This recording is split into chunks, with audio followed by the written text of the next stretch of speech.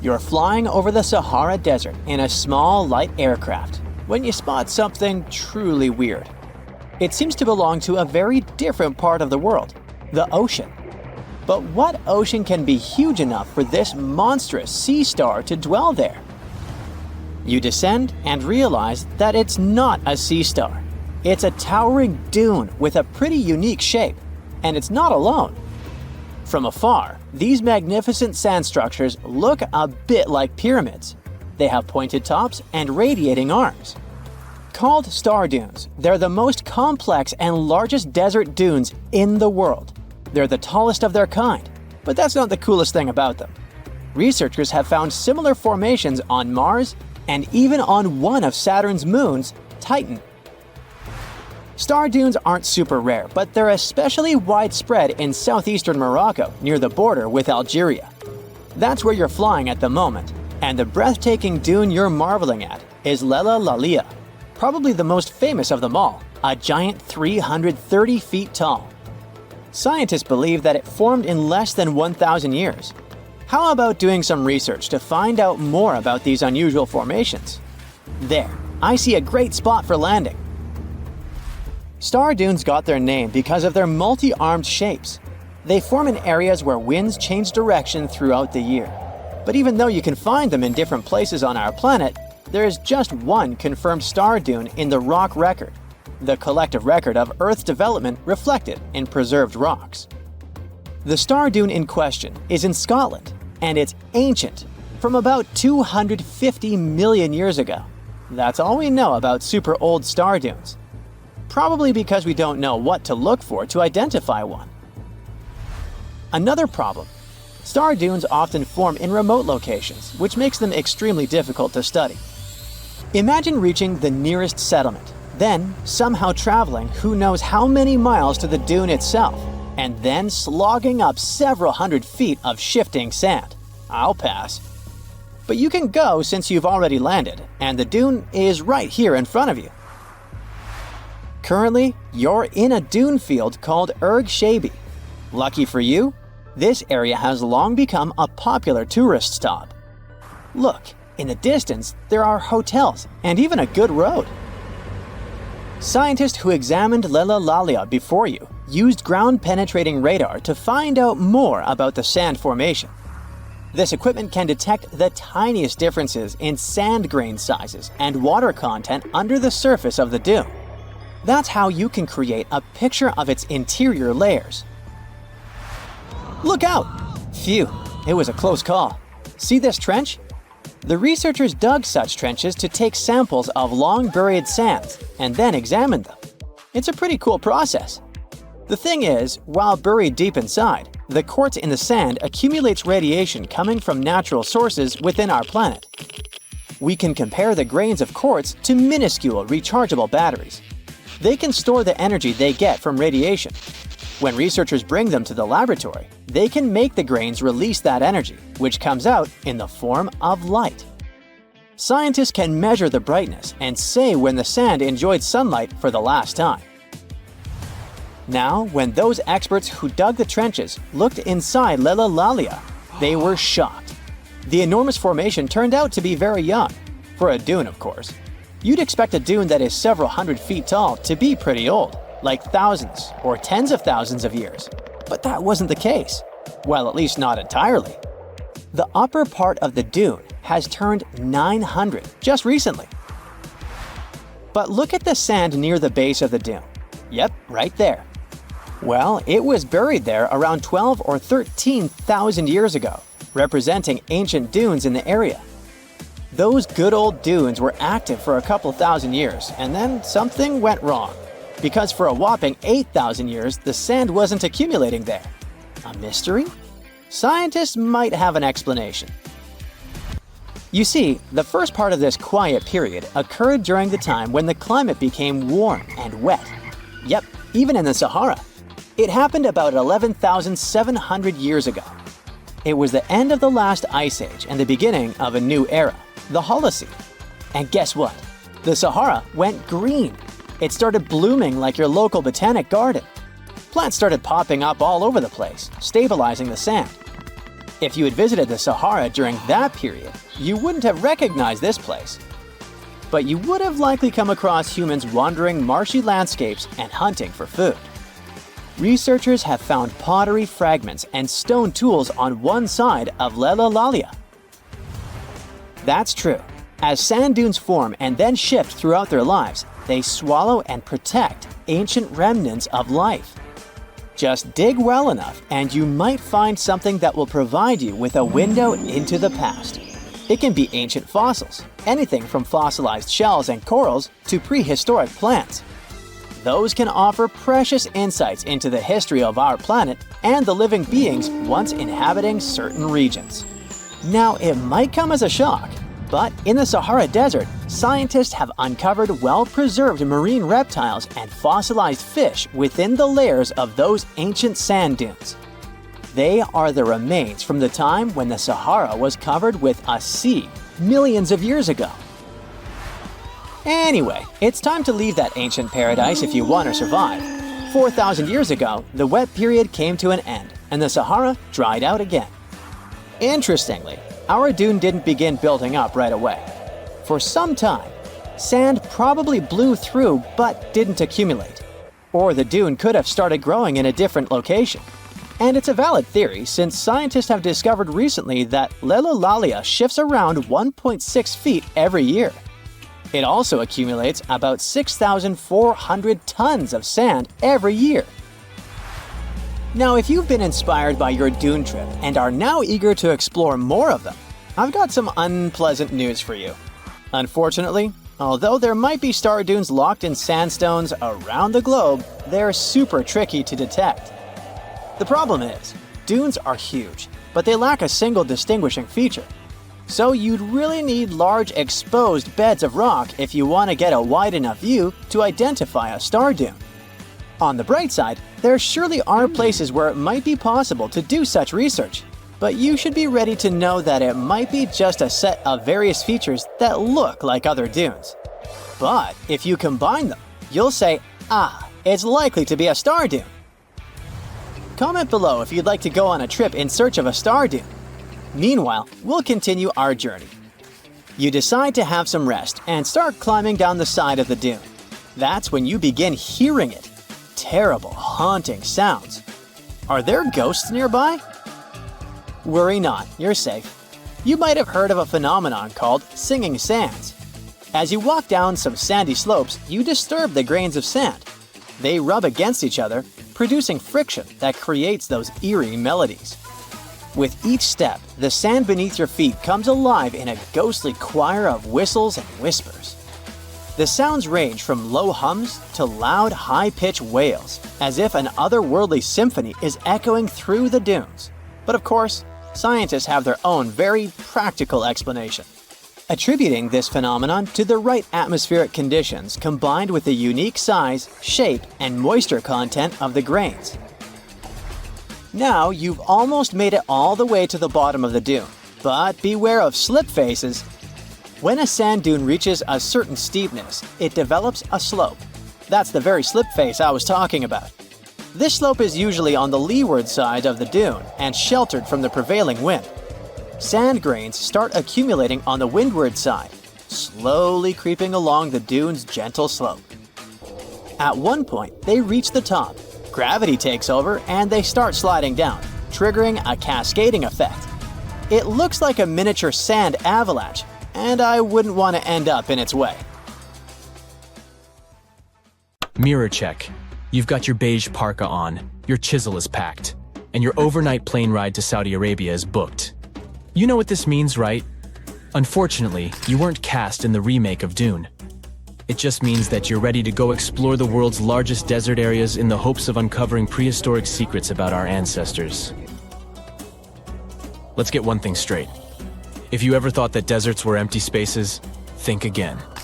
They might be filled with sand as far as the eye can see, but they also hold a lot of history, you know, because before humans settled down in cities and towns, we were nomadic people, and we traveled all around the globe looking for food, water, and shelter. So we had to come up with some interesting stuff to survive. Like this thing that was found in the desert of Saudi Arabia. Do you have any idea what this could have been? Over many years, scientists have discussed the origins and use of huge structures such as these ones. It seems our Neolithic ancestors were way smarter than we gave them credit for. They didn't spend all their hours around the fire carving weapons out of stone. No, they were also practicing their architectural skills. These huge stone structures are called desert kites, because if you look at them from a distance, well, they sort of look like kites. Archaeologists have arrived at the consensus that these kites were used to lure animals in. This way, it would make it easier for our ancestors to guarantee their week's food. But that's not all. Take a look at these monolithic structures right here. They show us that our ancestors probably drew on rocks, the blueprint of what they were going to build on the ground. Just like modern-day architects, desert kites could be miles long, so they drew out a plan before actually building them. The most surprising feature of all is that these kites were built even before things such as Stonehenge. We're talking around 7,000 to 9,000 years ago. Over the last decade, scientists have been able to identify over 6,000 desert kites spread across the Middle East and West and Central Asia. If you don't think this huge, try building something this large without the help of any drones. It looks like a pretty difficult feat to me. And apparently, Saudi Arabia's desert is filled with more amazing things. Scientists have found mysterious stone structures that are older than the pyramids of Giza in Egypt. So of course, you can't wait to go check that out. Can we all agree that carrying around heavy rocks to build a pyramid without the help of modern technology sounds absurd? I mean, how on earth did they do it? Now imagine turning back the clock about 2,000 years into the past and finding humans that built similar gigantic structures in isolated areas. Take a look at these so-called mustadils. They are rectangular structures built from piled-up stones, found over 77,000 square miles.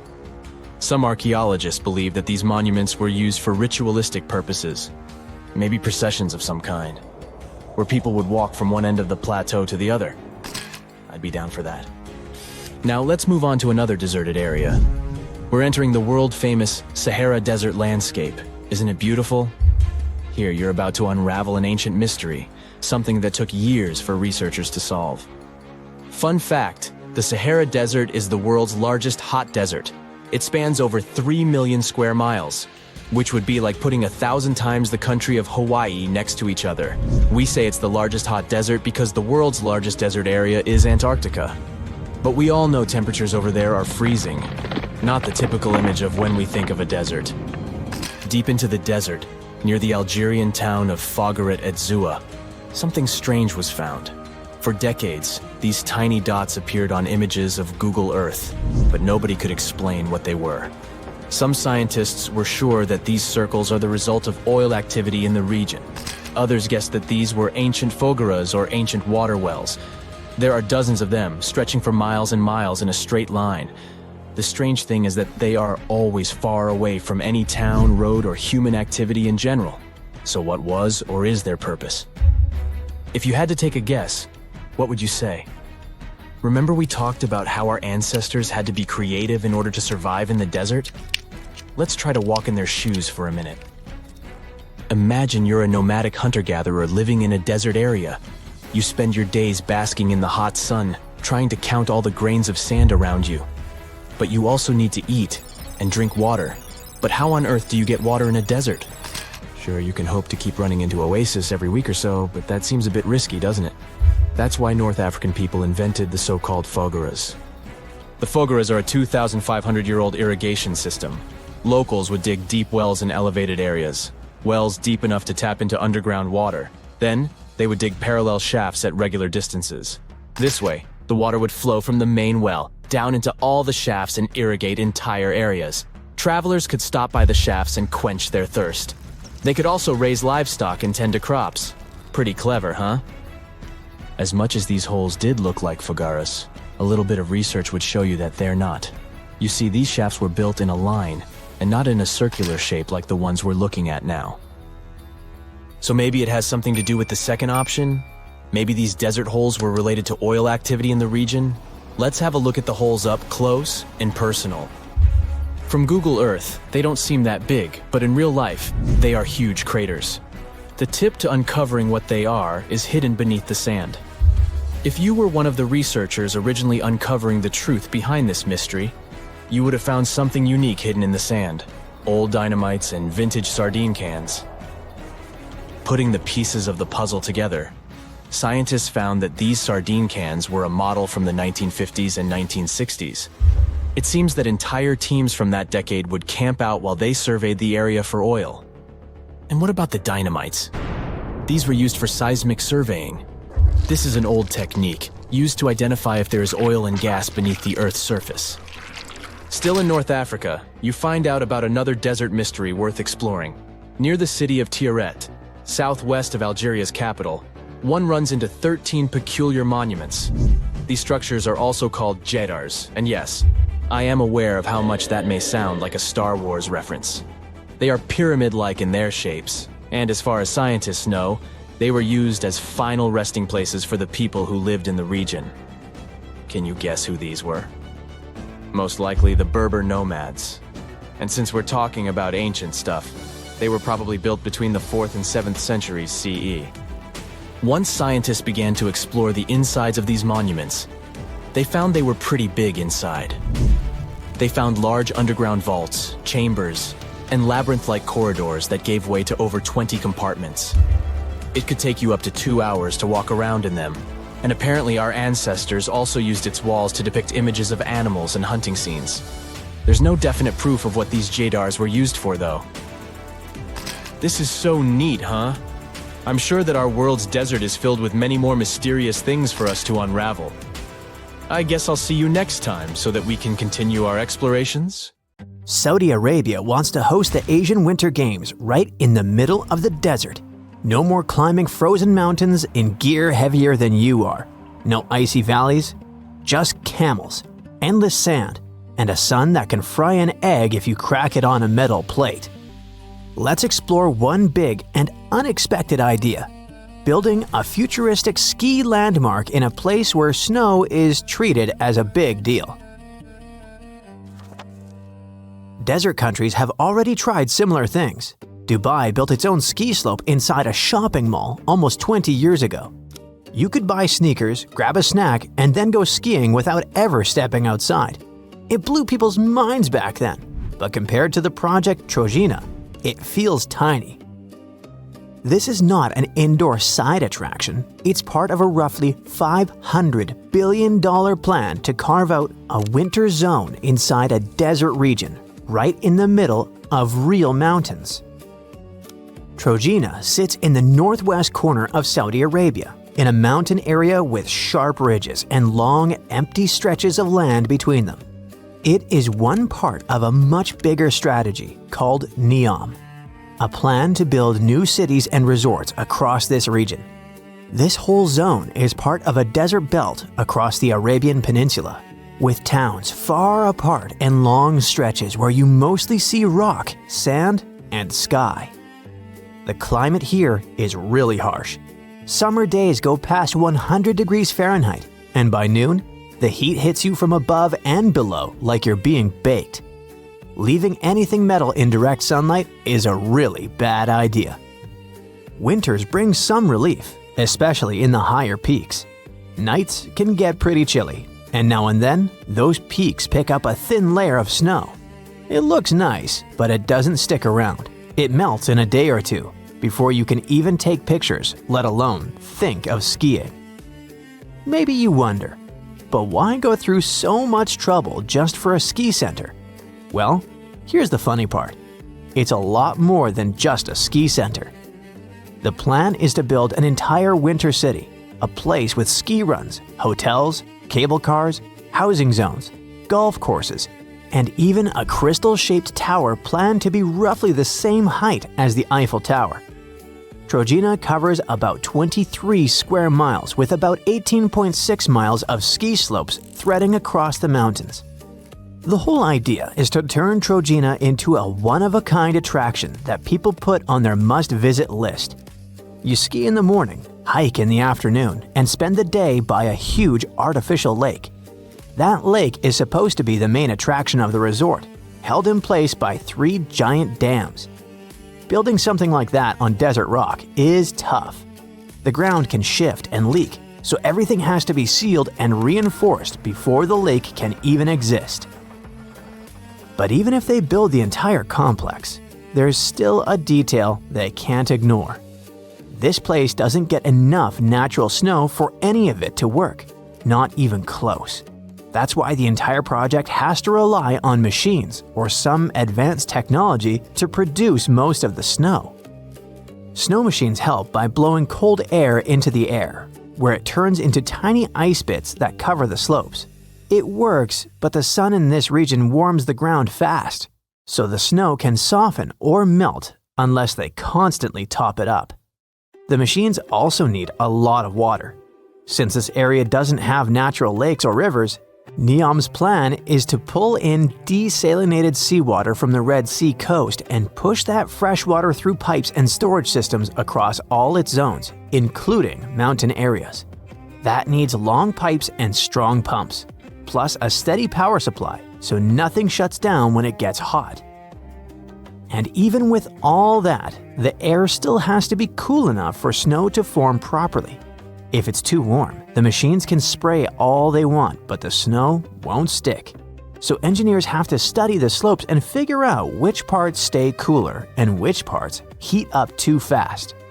All of this takes a huge amount of electricity, and Trojena is supposed to get its power from NEOM's renewable energy system, which includes solar, wind, and stored energy. Solar sounds perfect because this region gets sun almost every day. But there is a catch. Panels like light, not extreme heat. When they get too hot, they produce less power, and that could happen right when the snow machines need steady energy the most. So the same sun that makes this place perfect for solar power can also make the panels lazier at the worst possible moment.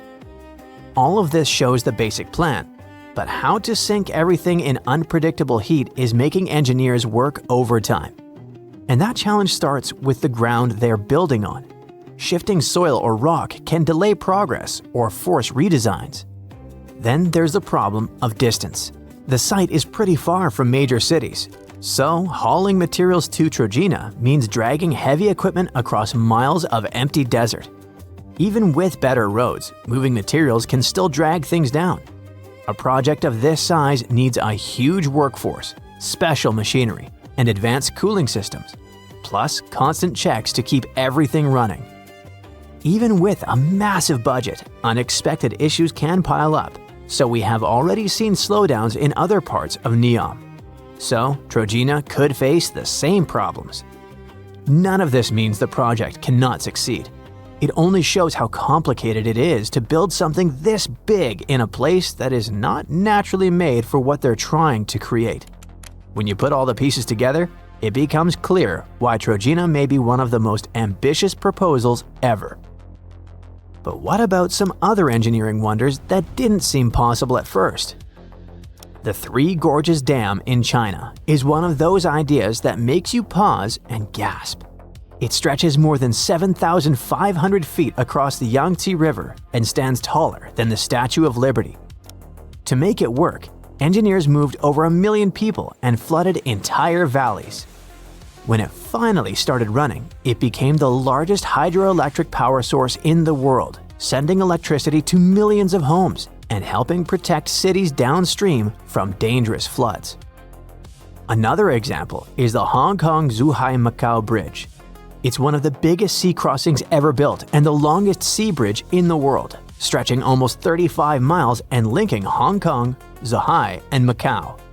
To build it, engineers had to deal with deep water, heavy ship traffic, storms, and strong currents. They drove huge piles into the seabed, built artificial islands, and even added an underwater tunnel so large ships could pass through. The goal was to allow cars and buses to cross the sea in one trip instead of taking ferries. When Qatar hosted the World Cup, it had to solve a serious heat problem. The summer weather there can make it hard to even stand outside, let alone play soccer. To keep players and fans safe, engineers built a cooling system under the seats, inside the walls, and around the field that pushes cold air across the pitch and lowered the temperature in the whole stadium. Cooling such a huge open space is much harder than cooling a normal building, but they still succeeded in turning this giant hot bowl of air into something closer to to an air-conditioned arena.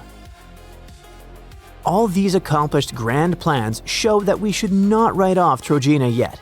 It has a few big things working in its favor. The budget is massive, the authorities are fully behind it, and Neom is being built to support it with roads, energy, and workers. Whether they finish in time for the Winter Games is still a question, but if they do pull it off, Trojena could end up as one of the most famous tourist spots on the planet.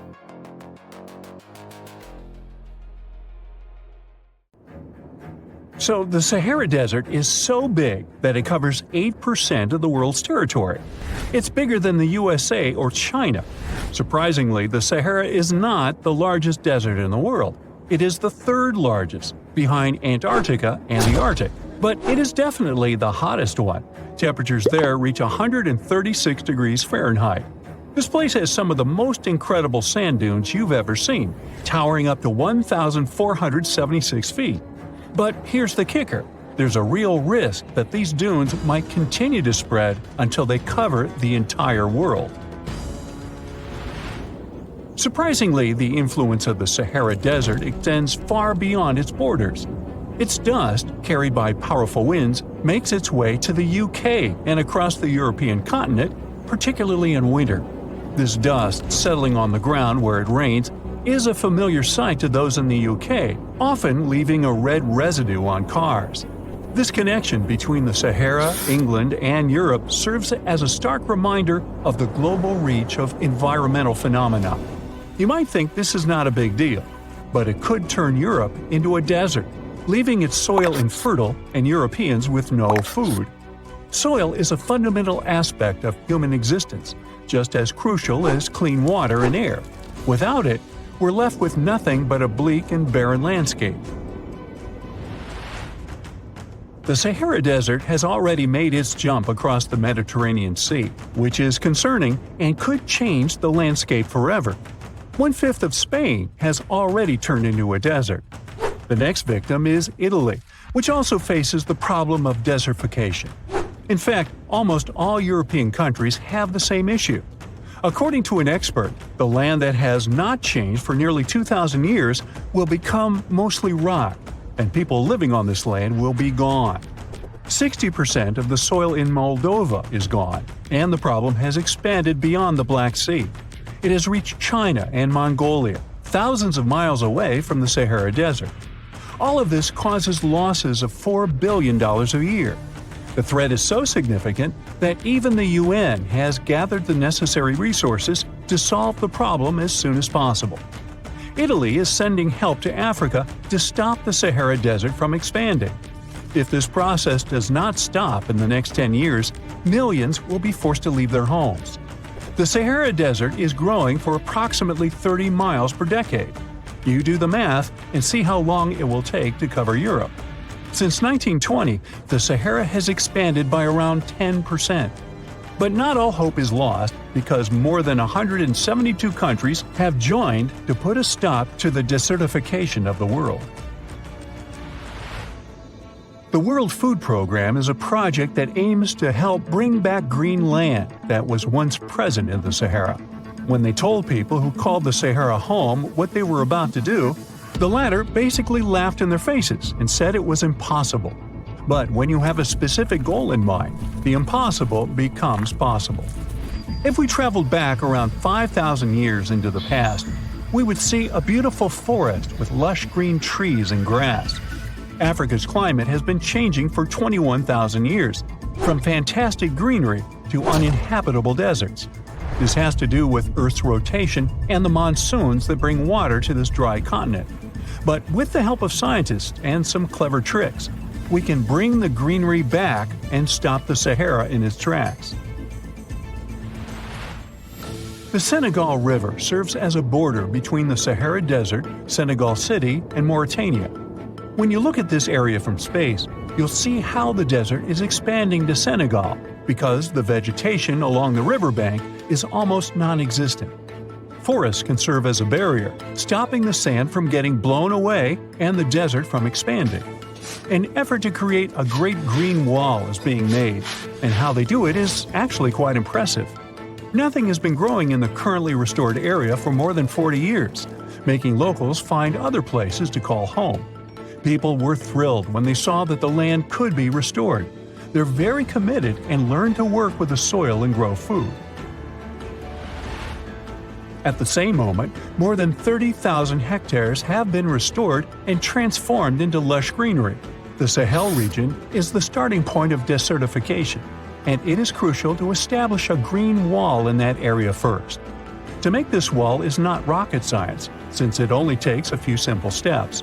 The ground there is baked by the sun and is hard as a block of concrete.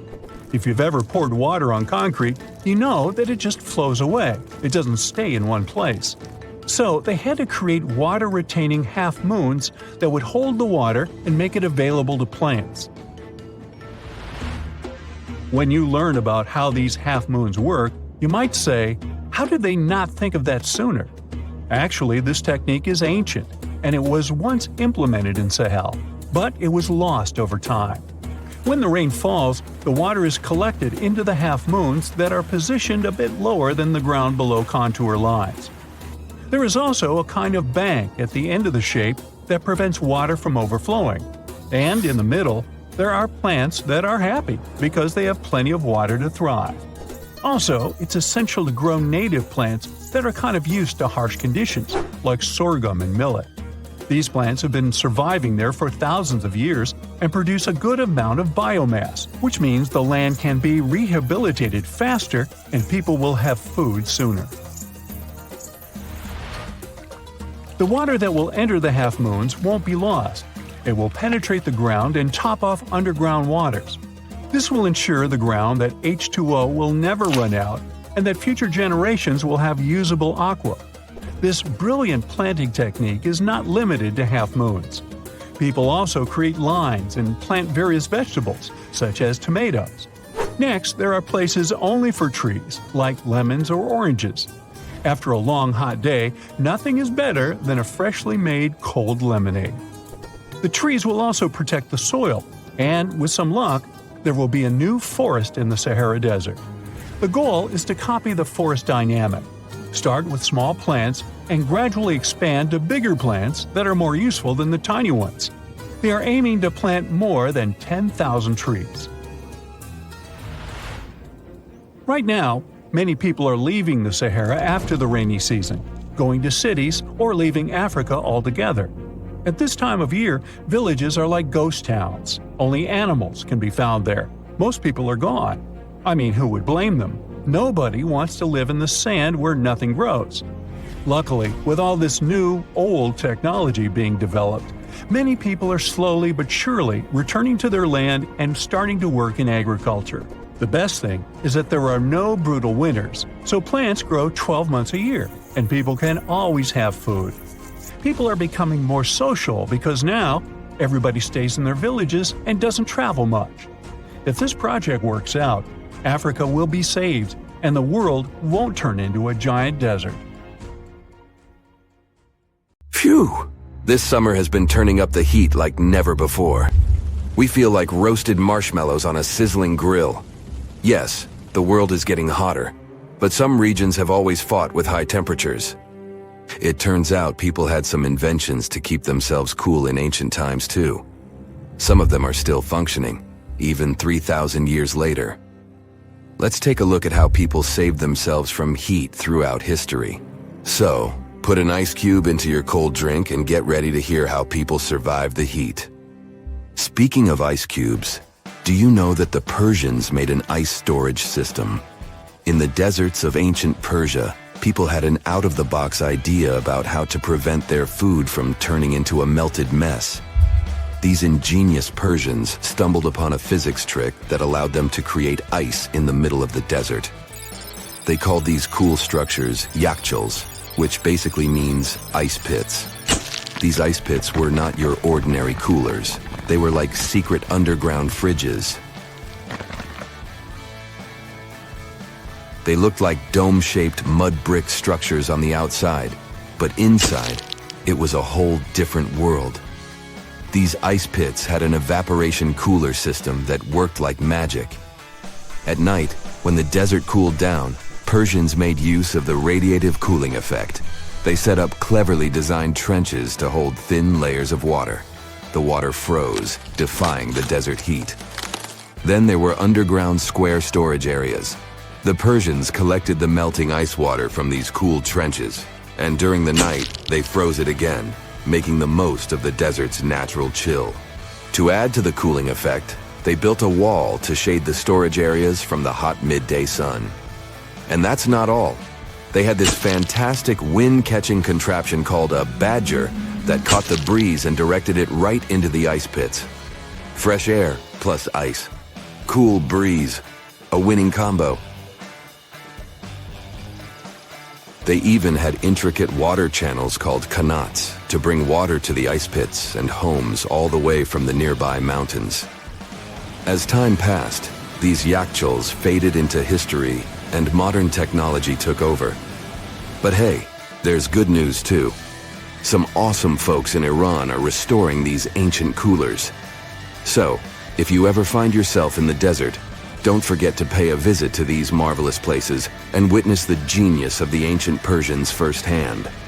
Now, I want to focus more on the wind catchers because they don't just help make ice cubes. They actually function as a cooling system as well. Back in the day, those clever architectural wonders were all the rage in places like Persia, modern-day Iran, Egypt, and the Middle East. Imagine tower-like structures with openings at various levels strategically placed to harness the power of nature's breeze. These openings were like magical portals for the wind. They captured those refreshing gusts and guided them right into people's living spaces. Basically, they were natural air conditioners. The breeze would gracefully flow downward, cooling the ground as it danced through the building. The secret sauce lies in the details: the tower's height, the number of sides, the openings, and the positioning of the interior blades. Everything plays its role in how efficiently the wind towers work out.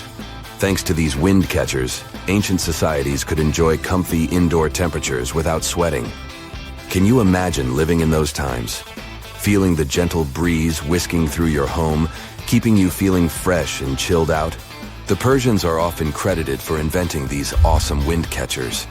But hey, don't forget about Egypt. There, you can find traces of similar structures dating all the way back to 1300 BCE.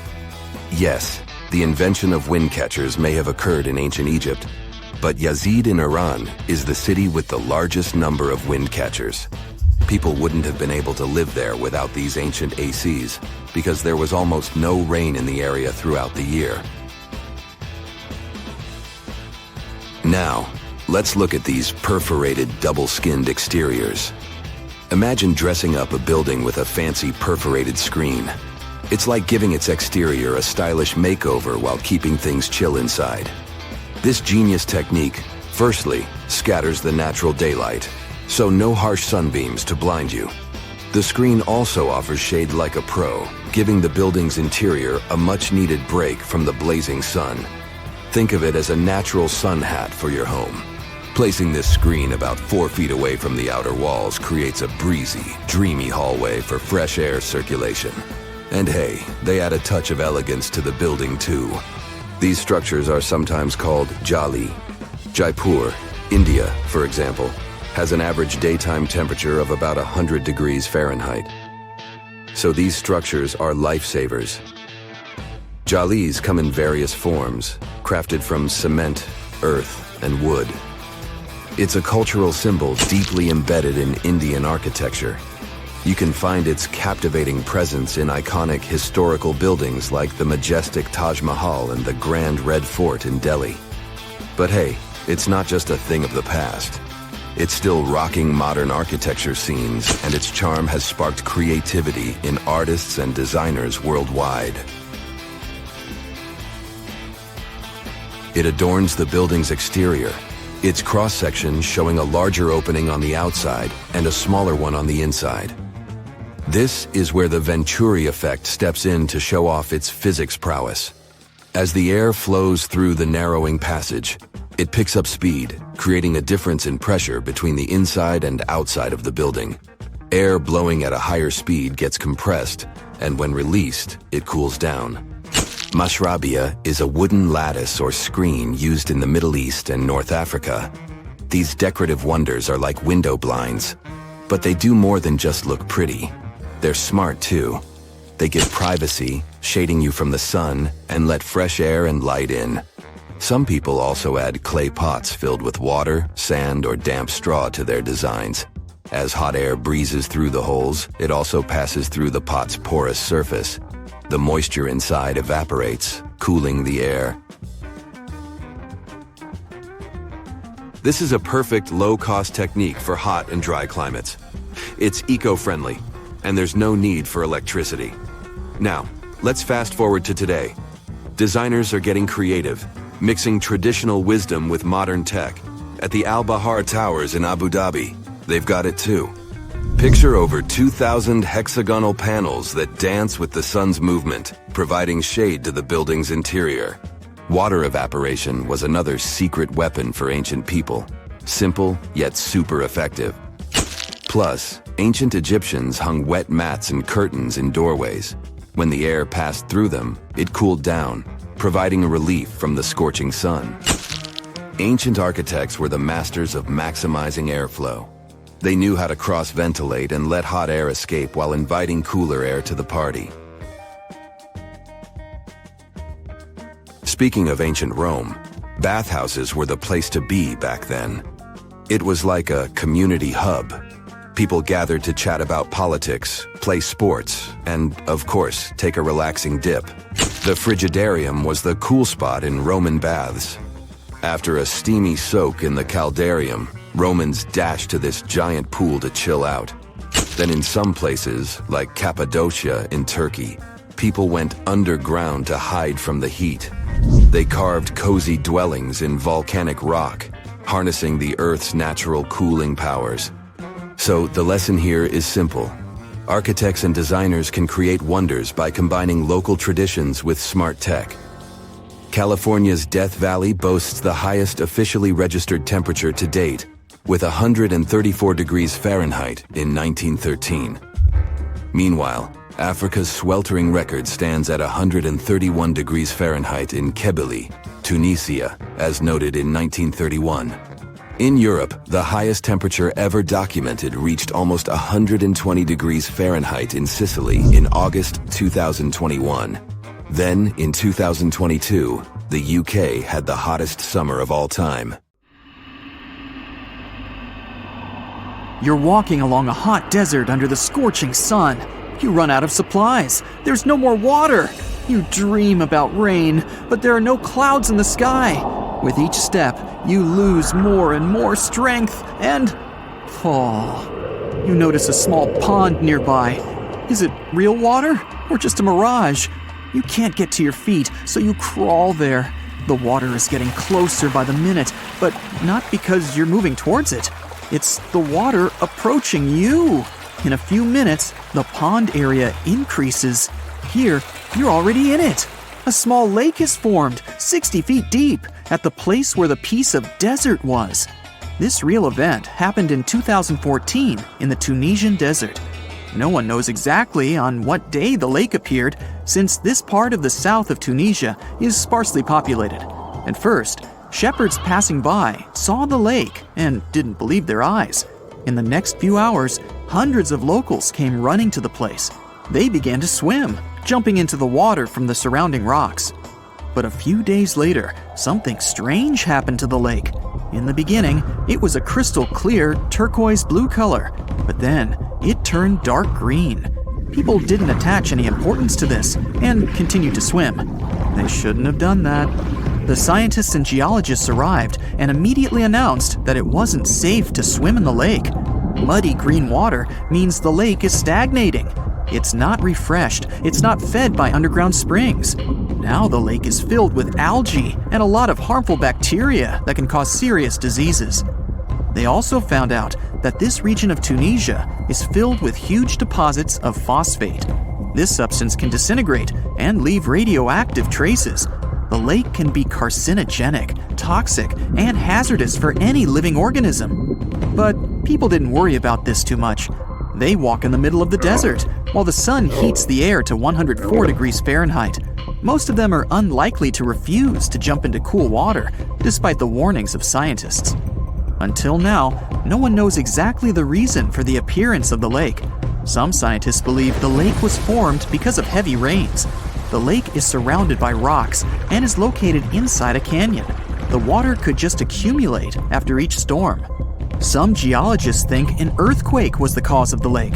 A small seismic activity provoked the rupture of the Earth's rock above the water table, and through this hole, all the water splashed out. And if this theory is correct, then the lake can be pulled back underground through cracks. This is the same as when you pull the plug out of a drain hole in a filled bathtub. Any small earthquake is like pulling the plug out. Therefore, if you find yourself in these places, don't swim in this radioactive lake. We're going to the Caribbean Islands region. Among the clear blue sea, you can find a unique lake. It's located on one of the paradisiacal islands. You may not even notice the lake right away. The entire territory may seem like a huge concrete platform, but the main thing is not to step on its surface. Pitch Lake is a lake filled not with water, but with liquid asphalt. This is the largest asphalt deposit in the world. Steam is coming from all over the lake as it's hot. The depth of this lake is 250 feet. An entire passenger Boeing could fit there in an upright position. The lake is not fully studied, but scientists believe there's a deep fault in the Earth's crust under it. A huge amount of oil seeps through it. It passes through various chemical compounds and turns it into the asphalt. According to rough estimates, there are about 10 million tons of hot material inside this place. Theoretically, no life can exist in such conditions, but scientists have discovered a colony of microbes. Somehow, these creatures have learned to survive here. This also suggests that life outside of our planet may exist. The largest moon of Saturn, Titan, has many hydrocarbon lakes on the surface. And if the simplest forms of life appeared among a million tons of molten asphalt here on Earth, then nothing prevents them from appearing on Titan. We're going to Indonesia, to the island of Java. You need to climb a large volcano to see the next phenomenon. The volcano is overgrown with grass and trees, but it doesn't seem to be sleeping. Smoke is pouring out of its mouth. You climb to the top and see a clear lake instead of boiling magma. The blue sky is reflected in its bright turquoise surface. But don't try to jump there. This lake is filled with acid. The magma inside volcanoes comes from the deep bowels of the Earth's crust. The incandescent liquid consists of many molten metals and chemical compounds, and the lake is filled with particles of these metals. In addition, the volcano emits sulfur dioxide gases. When they combine with metals, they form a beautiful turquoise color. You'd better come back here at night. In some places, a lot of sulfur is concentrated. These accumulations come out of the lake and come into contact with the air. When this happens, everything around bursts into bright blue flame. It's safe to observe this from the side, but don't get too close. Nearby, on this island, there's another acid lake. It also releases sulfurous gases into the air, which are easily ignited when in contact with oxygen. And when this happens, the gases burst into a bright blue electric flame. It's difficult to see the flames during the day. At night, you can see these flashes from afar. Our next location is Australia. You start the drone high above the forest area. Among the green dense forests, you can see a bright pink spot. It's our lake. This time, the beautiful pink color may not stop you from swimming. You can relax here and take beautiful photos. The lake attracts thousands of tourists, but scientists have only recently been able to find out the reason for the unusual color. At the bottom of this salty lake in Melbourne, special algae grow and secrete a red pigment. In combination with sunlight, high temperatures, and a small amount of precipitation, it turns the lake pink. By the way, Australia is not the only place with such a phenomenon. There are lakes with a pink tinge of water all over the world. You can find them in Senegal, Bolivia, Kenya, and many other countries. The water of these places is also salty and contains the red pigment of unusual algae. We leave the hot beaches and fly to cold Canada. Here, we see a frozen Lake Abraham. We step on the ice and notice huge frozen bubbles inside. They resemble jellyfish, and there are thousands of them there. This is methane.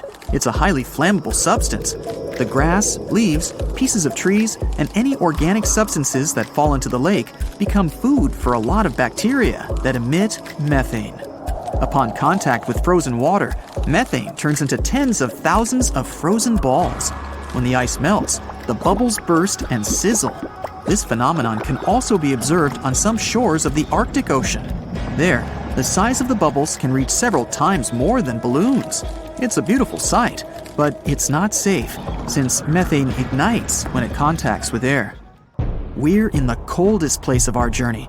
It's Antarctica, near the driest desert on Earth. A dry place doesn't mean it has to be hot. It's an area with minimum precipitation. The desert isn't sand and cacti, but a place where almost no living life inhabits. Some areas of Antarctica meet these two criteria. However, in this icy desert, you can notice a tiny lake. Its depth is only a few inches. Technically, it's a pond, but the most amazing thing is that it stays in a liquid form. The temperature here drops to -58 degrees Fahrenheit. The pond should be frozen, but this doesn't happen. Don Juan Pond is one of the saltiest reservoirs on the planet. The amount of salt here doesn't allow the water to freeze. Scientists have been studying this lake for more than 60 years, but they still can't find out the exact reason for the appearance of water here. In July 1990, 4 Czech guys decided to go on an adventure to find the Mongolian death worm, a creature that might have inspired the monster you've seen in the movie Dune. They say it lives somewhere deep in the Gobi Desert, so they flew to Mongolia, hopped into an ATV, and hired some local guides to help them. All that to meet a creature that is up to 6 feet long, can spit acid that could melt anything, and is capable of shooting electricity at those it doesn't like. Legend says that these friendly guys spend most of their days hiding underneath the sandy dunes, but they like to come out during the wetter months of June and July. So the timing for a spotting was simply perfect. But the crew needed to figure out how to lure the creature. Sadly for them, no one knew what the giant worm liked to eat. So they built a thumper, which is a machine that made rhythmic pounding noises. They were hoping it would call the worm out of the ground. For 2 months, they searched the vast desert, crossing dunes and rocky plains, looking for any sign of the creature. But alas, it didn't really work out. Ivan McCurley, who was the leader of the 1990 expedition, came back to Gobi Desert again. He once tried to attract the megaworm with blasts, and the second time he used a small airplane to scout the dunes. Over the years, groups from America, Britain, and New Zealand organized big expeditions to the Gobi Desert to try and find the creature. Many others came from all around the world on their own and found nothing. The people in the West first found out about the megaworm of the Gobi Desert thanks to an American paleontologist, Roy Chapman Andrews. This brave man was probably the inspiration for Indiana Jones. In 1926, he wrote about the creature in his book. At a meeting with Mongolian leaders, Andrews heard detailed descriptions of the creature, even though none of them had ever seen it themselves.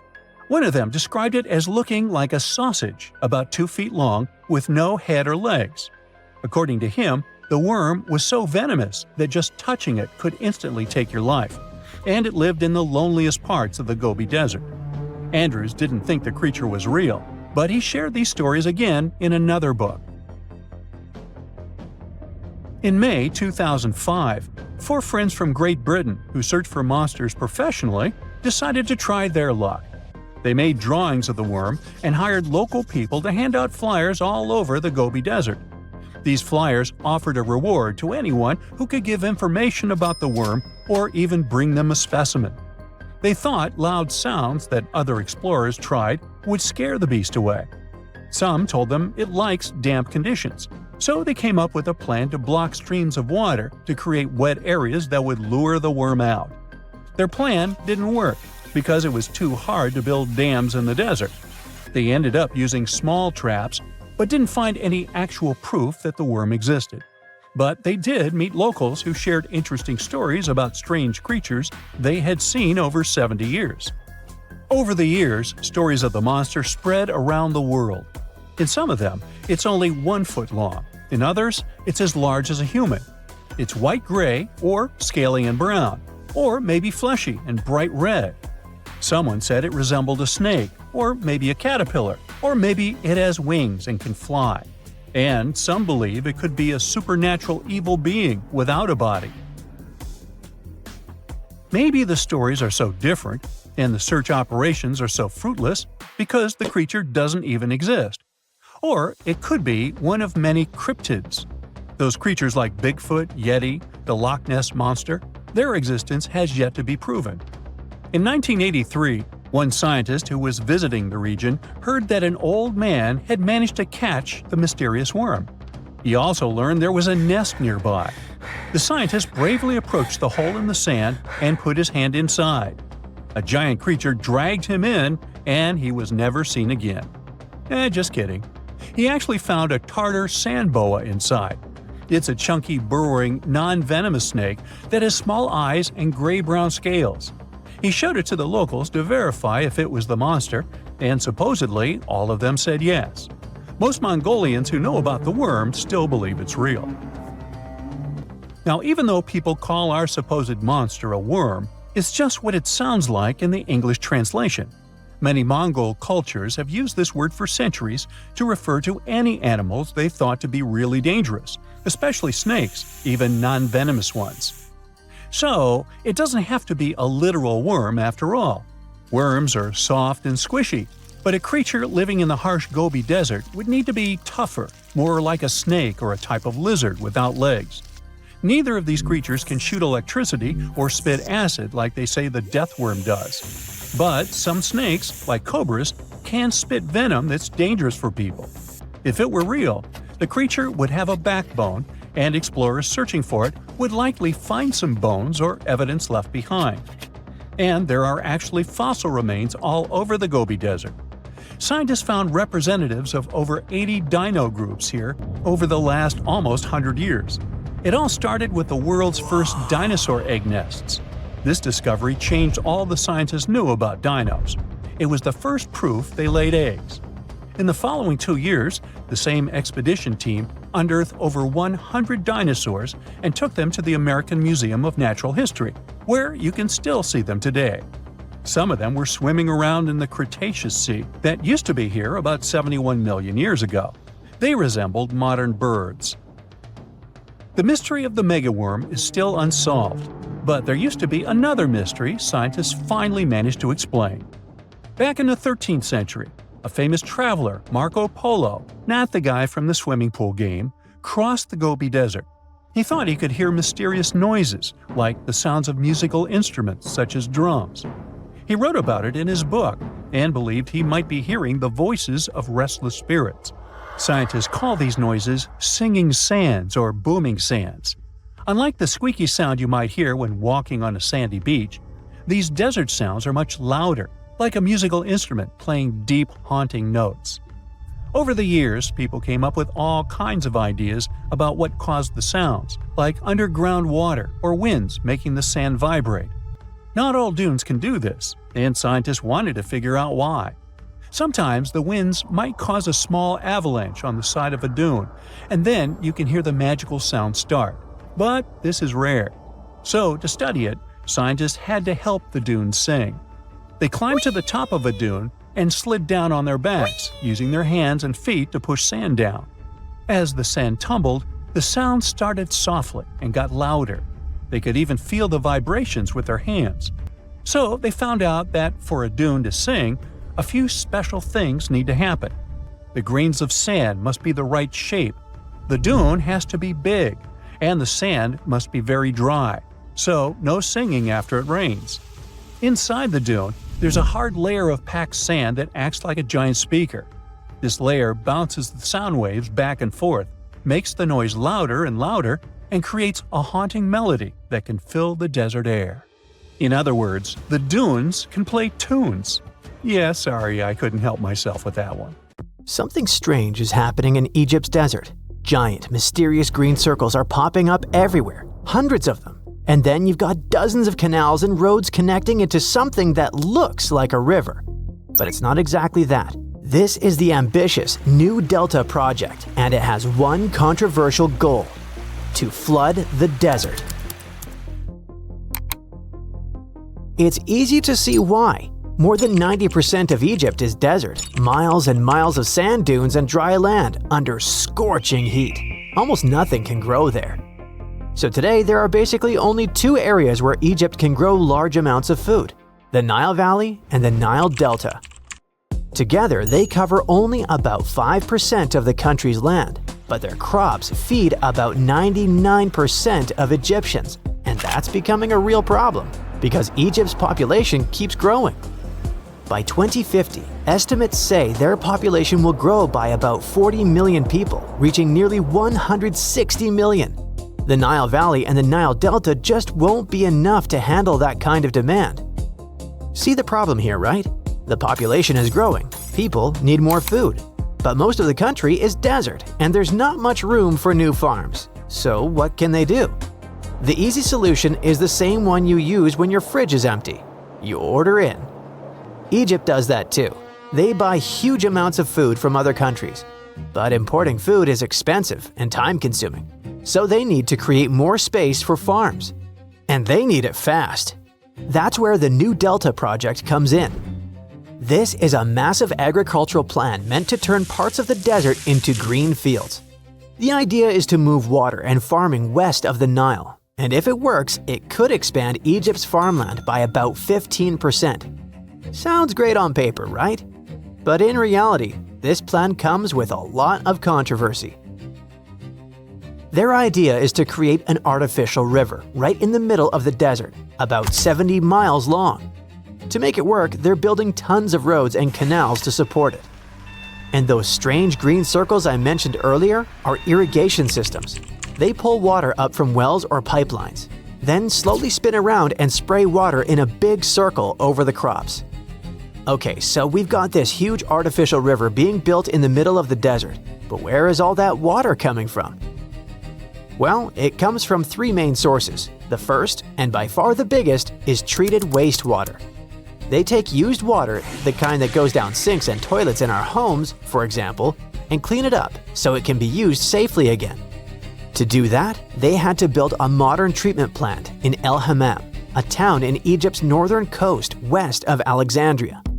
Its construction was completed in 2023, and it's absolutely massive. It's so big that it now holds the world record as the largest wastewater treatment plant in the world. It cleans an enormous amount of water every day, enough to fill about 3,000 Olympic-sized swimming pools, and most of that water goes straight to farming.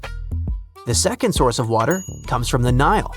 Basically, they're taking water from Egypt's most famous river, sending it through massive canals and pushing it deep into the desert, into this new, man-made river.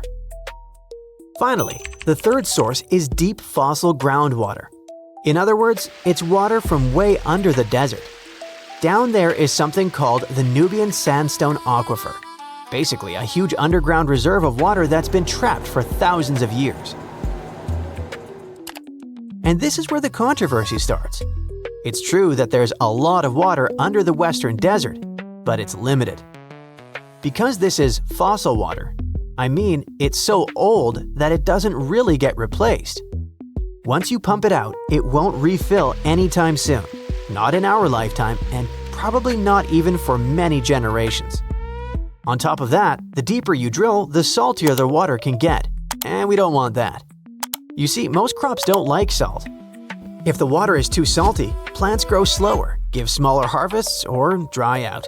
And when you keep watering with salty water, salt builds up in the soil. The water evaporates, but the salt stays.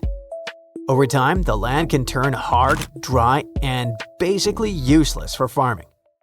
So pumping groundwater might help in the short term, but it raises a big question. Is this really doable in the long run? And there are other concerns too. The project was sold as a big win. Grow more food, create more jobs, and help Egyptians. It also boosts the economy because they're growing expensive fruits and vegetables that get sold abroad to places like Canada, Australia, and Japan. But that's also the problem. Many people complain that the project is mostly about growing crops to sell abroad. And sure, exports bring money into the country, in the big picture. But that doesn't necessarily mean food gets cheaper at home, or that poorer families can afford more. Because even though it has boosted exports, it hasn't done much to prevent massive food price inflation inside the country. So, Egypt's food security problem still isn't fully solved. Many Egyptians are still dealing with high prices and tight budgets. Another controversial thing is that no one knows how much this project actually costs. The press sometimes mentions $5.2 billion, but some experts put the total closer to $9.7 billion. Just the wastewater treatment part alone is said to cost more than $500 million, but it's very hard to know for sure. Journalists and researchers say there isn't much transparency, and the project's finances are tough to track. Experts also warn that farming in the desert is crazy expensive. Unlike the rich soil in the Nile Valley, the Western Desert is mostly dry sand with very few nutrients. So if you want to grow anything out there, you need tons of irrigation just to make the land workable. And powering all those irrigation systems takes a ton of energy, making farming in the desert even more expensive. Even if you already have a giant artificial river to help you out. Still, some people argue the risks and the costs are worth it, and that things are starting to change. Take wheat, for example. For years, Egypt has been the #1 wheat importer in the world, and that's not exactly a title you want to win, because it costs the country billions of dollars every year. So then the new Delta project comes along, and wheat becomes one of their main targets. Egyptian authorities say it helped them cut wheat imports by 17% in 2025. That saved them around $250 million. This was such a big achievement that the world now has a new #1 wheat importer, China. And it's not just wheat. Oranges, potatoes, grapes. Agriculture is booming over there. According to estimates, food exports jumped from 5 million tons in 2020 to over 8 million tons in 2024. That's why we can say the new Delta project is already changing Egypt's agriculture. And from satellite images, you can see it's changing what the country looks like too, turning dry desert into bright green patches. It's real, and the transformation is pretty dramatic. So there's no doubt this project is both an impressive engineering achievement and a huge experiment. But researchers say it's still too early to know if it will actually solve Egypt's food problem. In the end, it all depends on water, energy costs, and who gets to make the big decisions.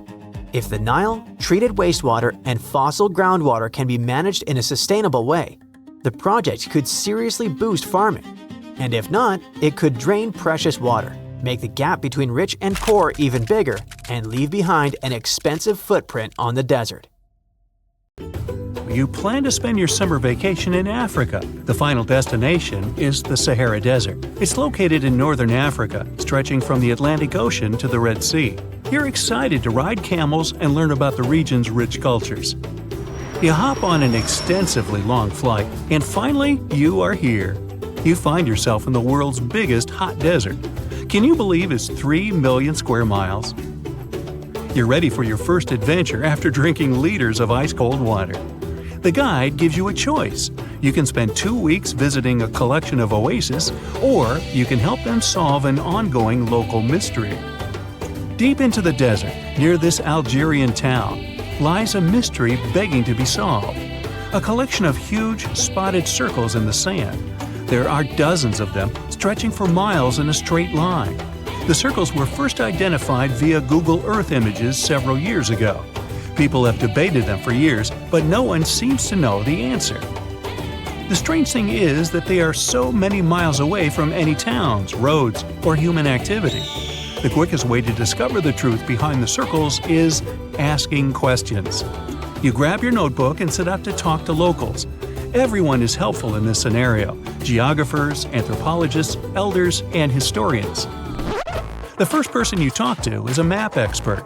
You need to understand if those circles were authentic or a satellite glitch. You end up interviewing the people who take Google Earth satellite pictures. The circles are really there. They appear in multiple pictures from many years. Then, let's understand why they are there in the first place. After 2 days of interviews, you have your first lead. The circles could be the result of oil activity. Experts explained why this would make sense. Algeria is a rich area for natural resources, so this would be a sensible guess. Usually, to find out if there is anything worth extracting, companies would undertake seismic surveys. Seismic surveys are a way of analyzing the Earth's surface by sending shock waves into the ground. Depending on how these waves bounce back, you'll know what is located there.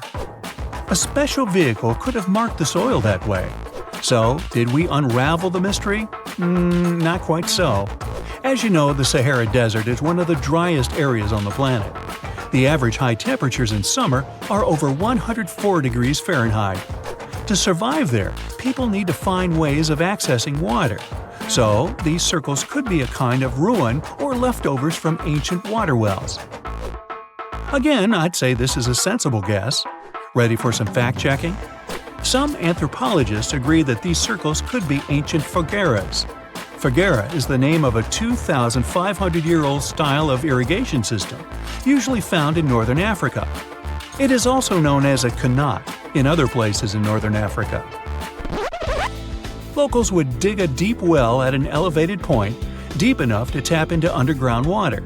They would then dig parallel shafts at regular distances.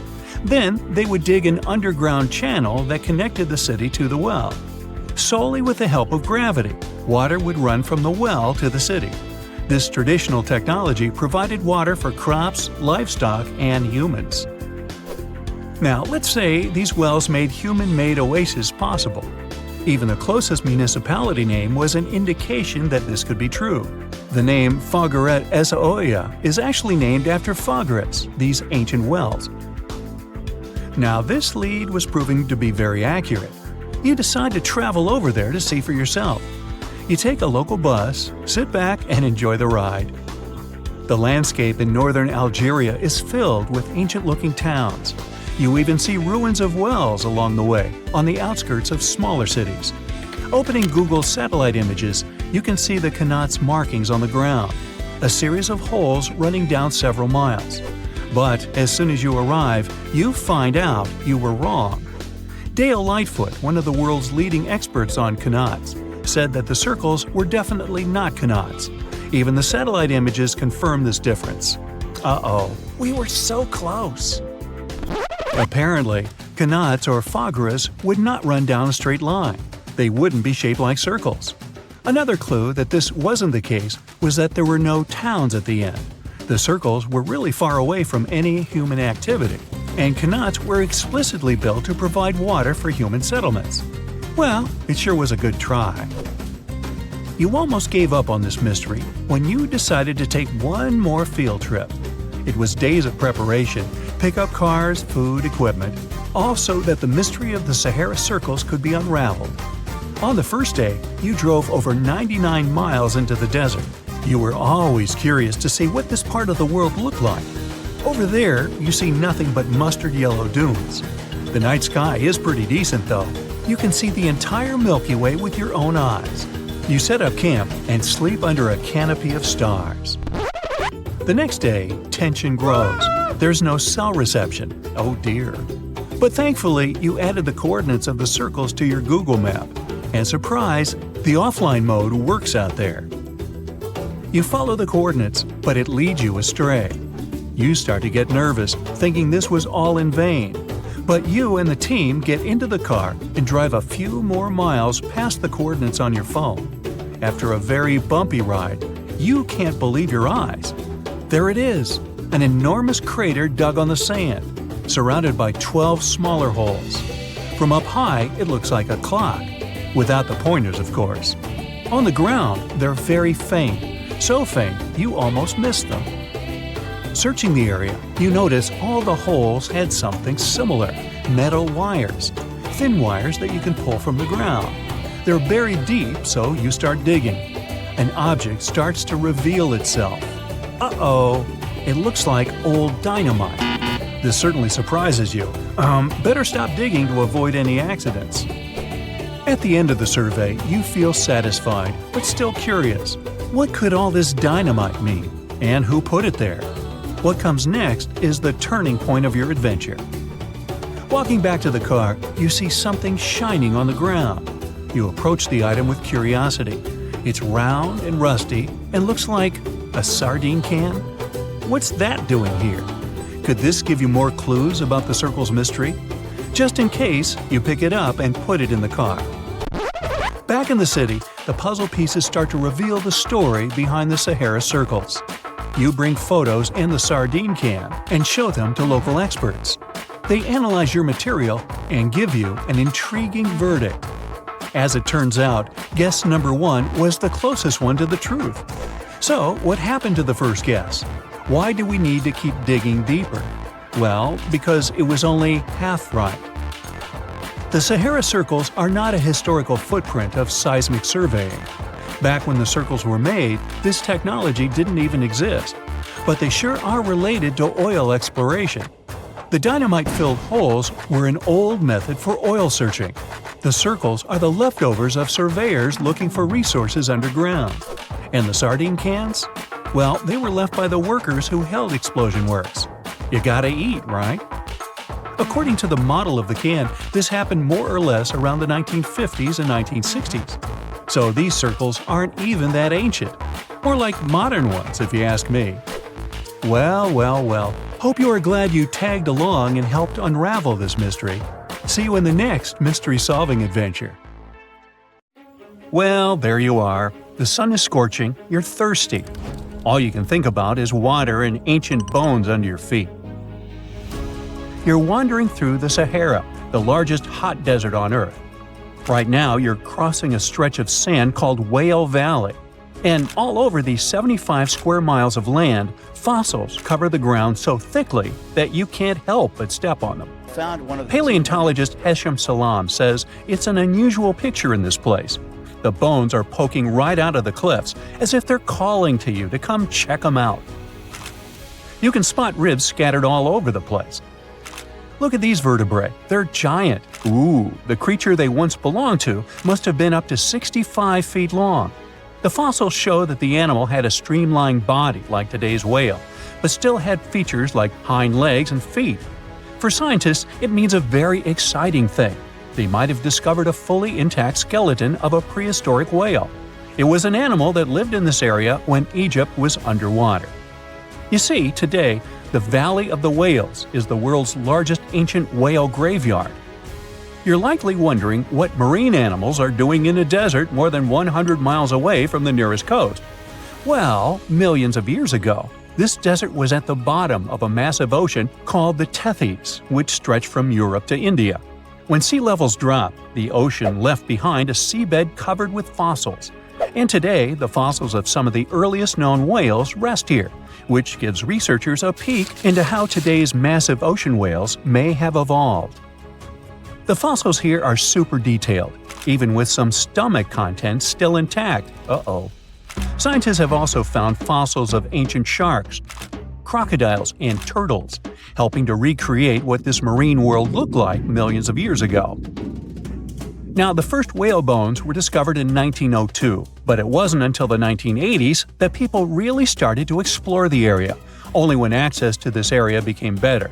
Sadly, some fossils had been taken away by collectors before the site turned into a protected area. Most of the fossils are just under the surface, slowly revealed by erosion. Whale Valley gives us an amazing glimpse into millions of years of ancient coastal marine life. But let's move further.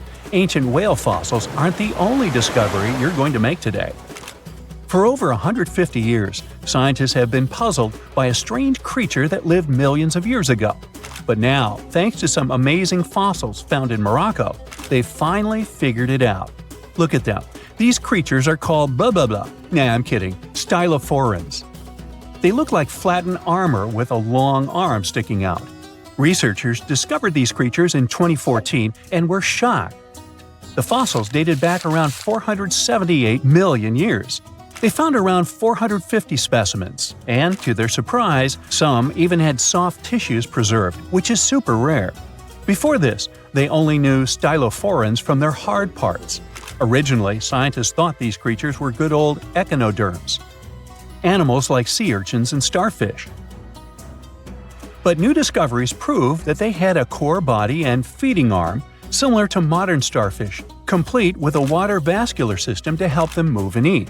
This finding ends a long debate about where stylophorans fit in the animal family tree. Now we know they're related to echinoderms, but are more advanced because they don't have the typical 5-ray symmetry. Ooh, come here and look at this giant fossil. It was found in the Sahara and gave scientists new insights into the Spinosaurus, the largest carnivorous dinosaur we know about. These 95 million-year-old remains also confirm that it was the first known swimming dinosaur. The Spinosaurus had flat paddle-like feet and nostrils on the top of its crocodile-like head, perfect for staying underwater. It was a pretty weird dinosaur with a long neck, trunk, tail, and a 7-foot sail on its back, so it must have spent a lot of time in the water. At over 50 feet long, Spinosaurus might have been even larger than T-Rex. The first Spinosaurus remains were discovered about 100 years ago in Egypt, but only this new fossil, found in Morocco, helped scientists reconstruct this dinosaur for the first time. Researchers paid attention to the creature's shorter hind limbs and wide claws. These features point to adaptations for life in the water. Its snout and dense bones also suggest it was a swimmer, while its spiked tail likely attracted mates. Hey, good looking, come here often? And here's another astonishing find made in Tunisia, the remains of Machimosaurus rex. Now, so far it's believed to be the biggest crocodile ever. This ancient croc was about 32 feet long and weighed around 66,000 pounds. It was a top predator around 130 million years ago, and its skull was over 5 feet long. Now, this discovery is a big deal because it shows that these crocs stuck around longer than we thought. Before this, scientists believed that they disappeared during a minor extinction event between the Jurassic and Cretaceous periods. Now, let's go back to the fact that the Sahara was once underwater, and some of the largest sea creatures ever lived there. A study published in the Bulletin of the American Museum of Natural History speaks about an ancient body of water called the Trans-Saharan Seaway. It existed between 150 million years ago, covering parts of Western Africa.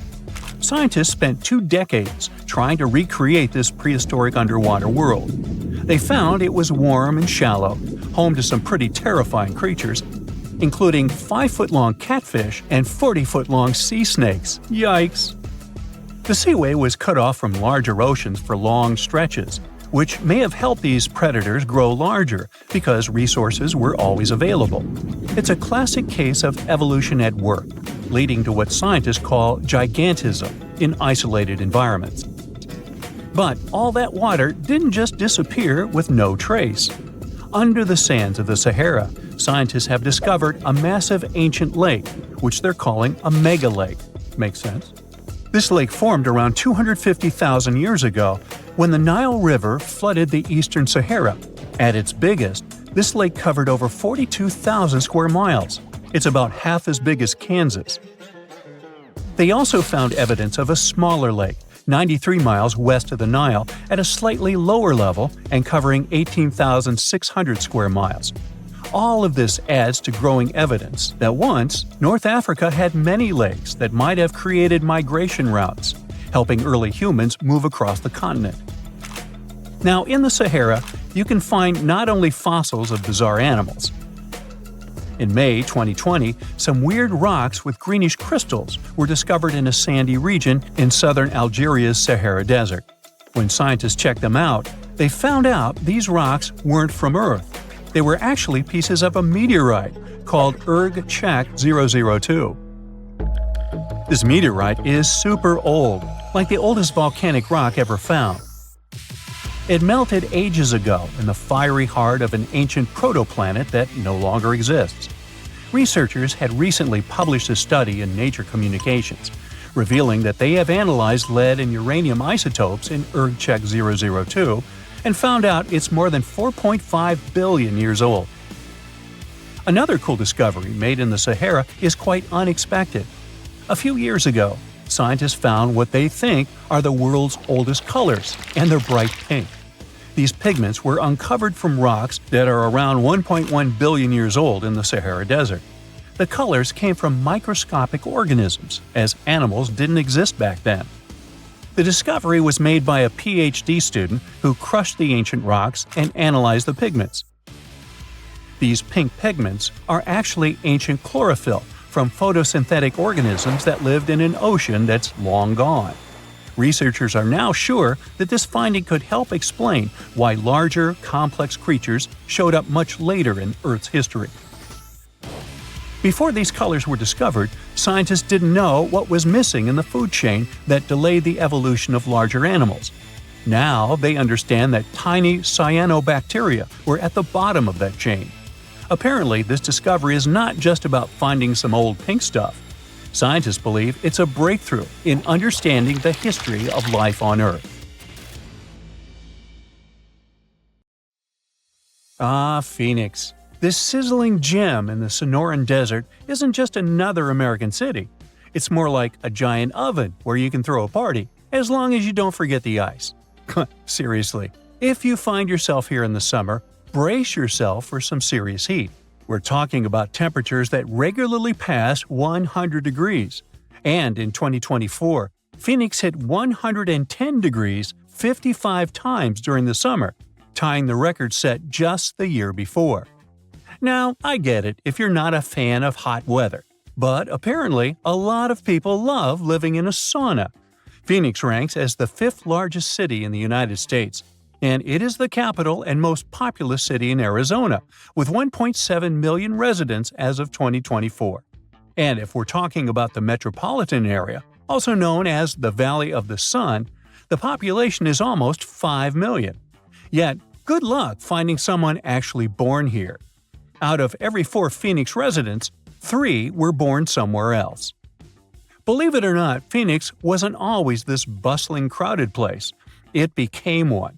A few decades ago, it was just a sleepy little dot on the map. Back in the 1940s, the population was around 65,000. It wasn't even close to cracking the top 100 list of the largest U.S. cities. Now, at that time, Phoenix was mostly an agricultural hub, and its economy revolved around what they called the 5 C's: cotton, citrus, cattle, climate, and copper. But things really started to change in the 1950s thanks to one life-changing invention. Drumroll please? The air conditioner. Actually, it was the portable version that came out in 1945, created by an American inventor named Robert Sherman.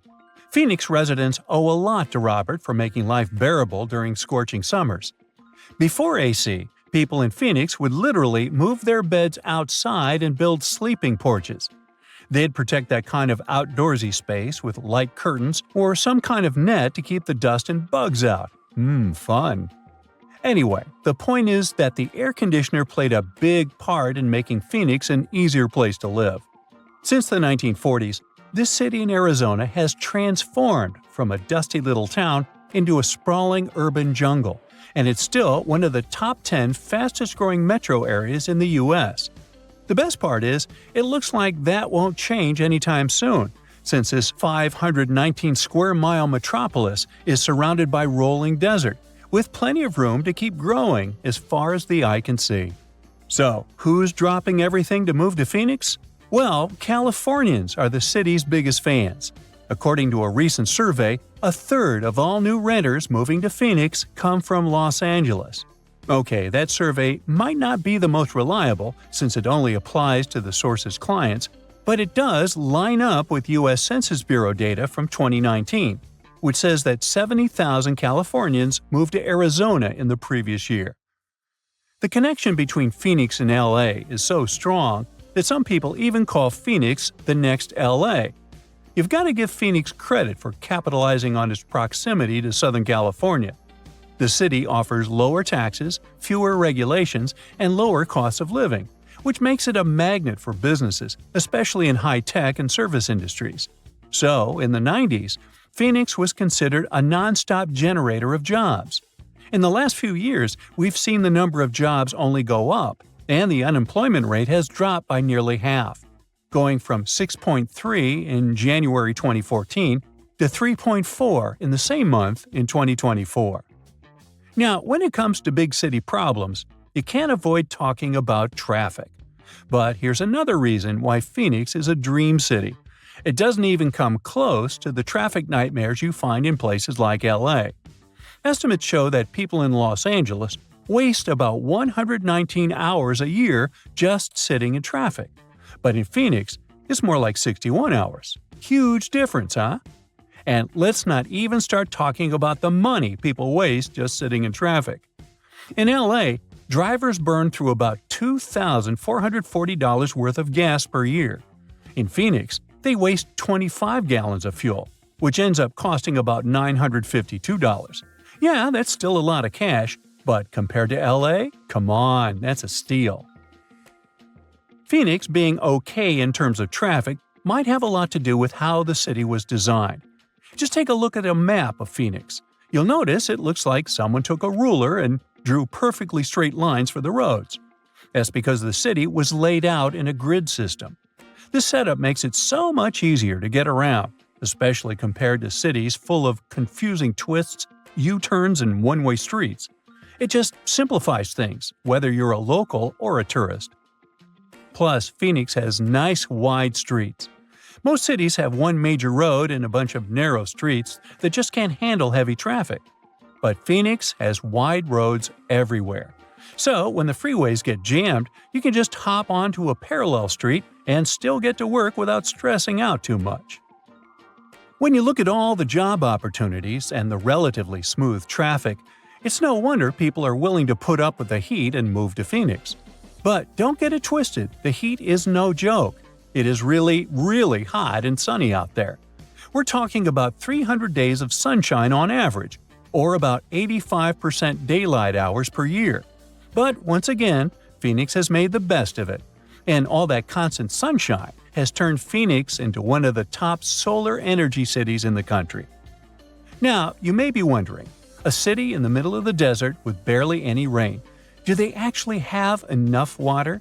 Well, they do. Phoenix has its water situation pretty well sorted out, thanks to multiple sources.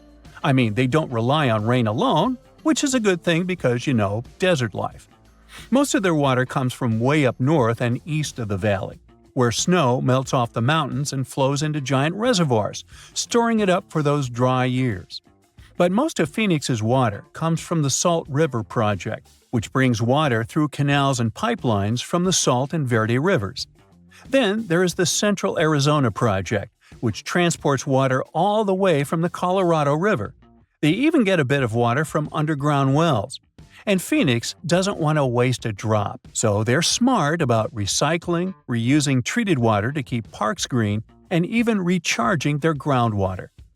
Since Phoenix is all about sunny skies nearly every day of the year, it's normal that people can get a little moody when it actually rains. But here's the thing. Phoenix always gets a surprise up its sleeve, even when it comes to bad weather. When it rains in the deserts, locals get treated to this unique earthy smell. It's thanks to the creosote bush, a desert plant that releases an amazing fragrance when the rain hits it. People describe it as the smell of rain, and honestly, it's one of those fresh, clean scents that makes you forget you're in the desert for a second. And if you've never stopped to think about why Phoenix is called Phoenix, well, it's based on that famous legend of the bird that rises from the ashes. Now, after knowing all the special things about this city and its unique ability to turn challenges into advantages, we can say the name couldn't have been better chosen.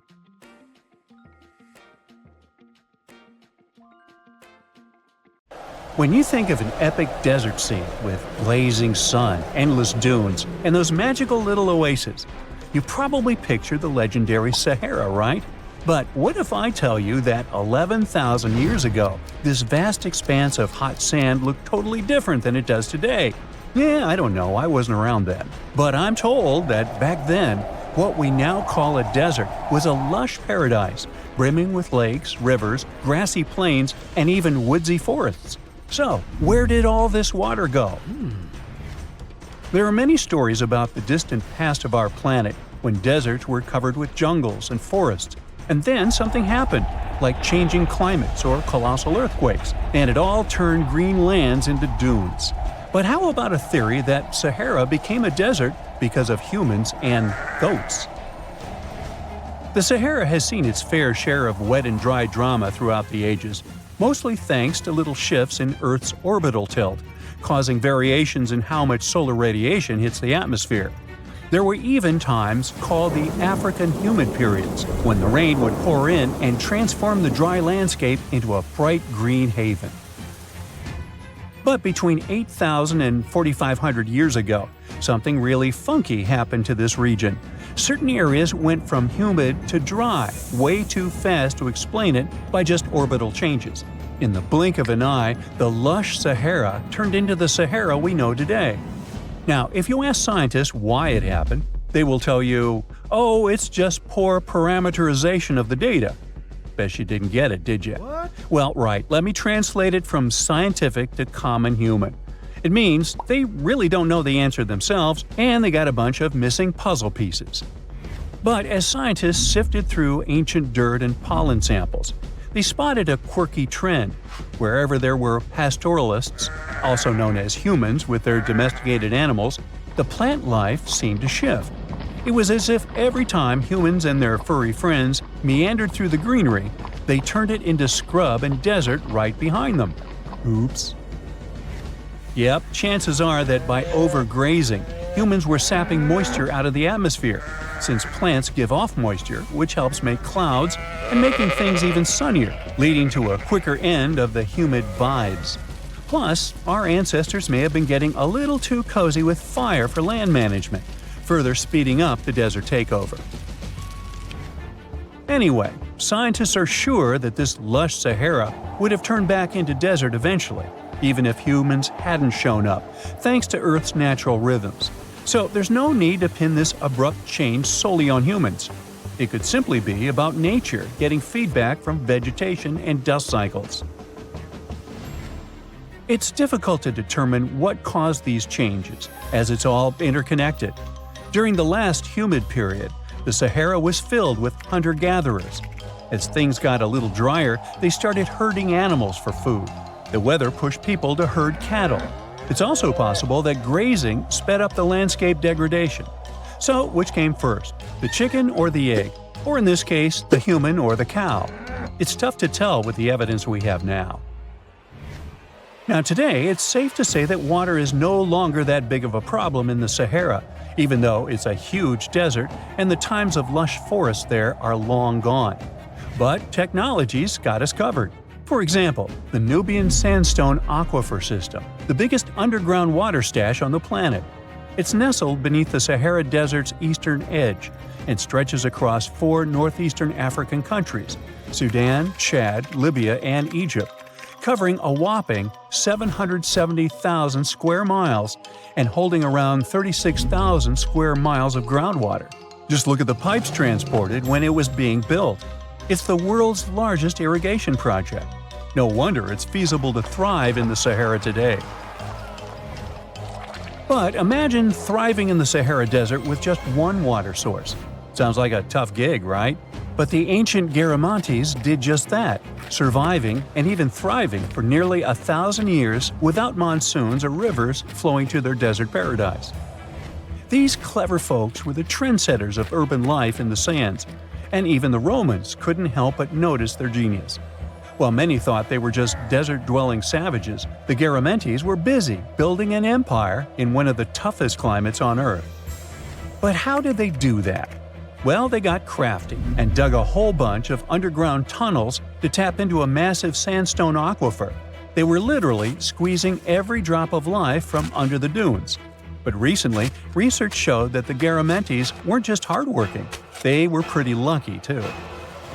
The Garamantes had an underground aquifer that brought water up to a hill where they built over 500 fogaras, which are irrigation systems, some stretching as long as 2.5 miles. It was like sipping water through a straw, which let them irrigate their crops for nearly a century, especially since even a little rain would help recharge the system. But eventually, Due to rain insufficiency, the aquifer ran low, and reaching it again would have meant digging more tunnels and relying on more people. That's a tough problem, considering these people were in the middle of food and water shortages. Guess I don't need to tell you what happened to the Garamentes, do I? The fall of the Garamentian culture might be linked to several factors. It may have been due to climate changes, or they may have simply used their water resources too much. Back in the day, the Sahara Desert was actually fertile agricultural land, thanks in part to the cool irrigation system the Garamentians created. But since fossil water isn't something you can replenish over time, the groundwater levels dropped pretty low. This likely played a big role in the kingdom's decline by the late 7th century CE. That sounds like someone who hit a lottery jackpot, used up all the money, and went back to their original not-so-cool job once the bank account got fully drained. Oh, by the way, even if the Garamentes left some secret wisdom messages for us, the chances are we'll never get what they wanted to tell us. Nobody really knows what language they used, and their texts are nearly indecipherable to us today. But let's go back to the Green Sahara. So it transformed into a desert about 4,500 years ago. But today, we can understand how people lived in those times in the Sahara thanks to natural parks in Africa that have the ultimate outdoor art gallery. There are well over 15,000 ancient paintings and carvings depicting everyday life from around 11,000 years ago. However, if the carvings aren't enough for you and you feel like visiting an actual green desert, all you have to do is book a flight to California. One of the most beautiful phenomenon in the world, the super bloom, takes place here. Look at all these colors: orange, green, pink. It's a miracle. Wildflowers bloom right in the middle of a hot desert after several years of rainfall in dry places. It's such a bright and colorful landscape that super blooms can be seen from space. This rare phenomenon can be observed in other arid places and deserts in western and southern Africa, Western Australia, and Chile. In all these places, the weather is very hot and dry in summer. Mild humid air comes in winter, and this is the ideal environment for mass flowering. Flower seeds that lie in desert sands can wait for decades before starting to produce flowers. When the hot sun destroys all the weeds and grass, and the rainfall becomes enough to moisten the soil, the seeds are kind of like, well, okay, now it's our turn to play a big game. And then hundreds of thousands of tourists come to take photos and post these beautiful pictures on social media. And this, unfortunately, is one of the main dangers for flowers. Therefore, if you find yourself in a place like this, don't pick the flowers and don't trample on them. Stay on the path, don't litter. Take only pictures and leave only footprints. You get it? Good. Now, if you were to check out the Sahara from space right now, instead of a barren wasteland, you'd spot a surprising sight. Dry land sprinkled with some lakes and rivers in Morocco and Algeria, all thanks to some heavy rains in early September 2024. These aren't oases. This is just the Sahara going back to the factory settings. Believe it or not, eons ago, one of the biggest deserts on Earth was actually a lush paradise full of greenery. Let's first see how the Sahara turned into a desert. During the last ice age, Earth was much colder, and big ice sheets covered a lot of the land. At that time, the Sahara Desert was significantly bigger than it is today, and on our planet there were fewer tropical forests, and the cooler temperatures changed how rain was distributed in the tropics. Now, normally, warm air rises in the tropics, which helps create rain. Since it was colder during the Ice Age, this system got, well, messed up, and less rain fell in some areas. This caused more dry and desert-like conditions in places that are usually wetter. There was also a lot of dust blowing around in the Sahara Desert, which scientists found in old ocean sediments. But about 12,500 years ago, something surprising happened. The dust levels went way down. This meant that the Sahara got a lot wetter, which is a sign that the climate suddenly warmed up for a while before cooling down again.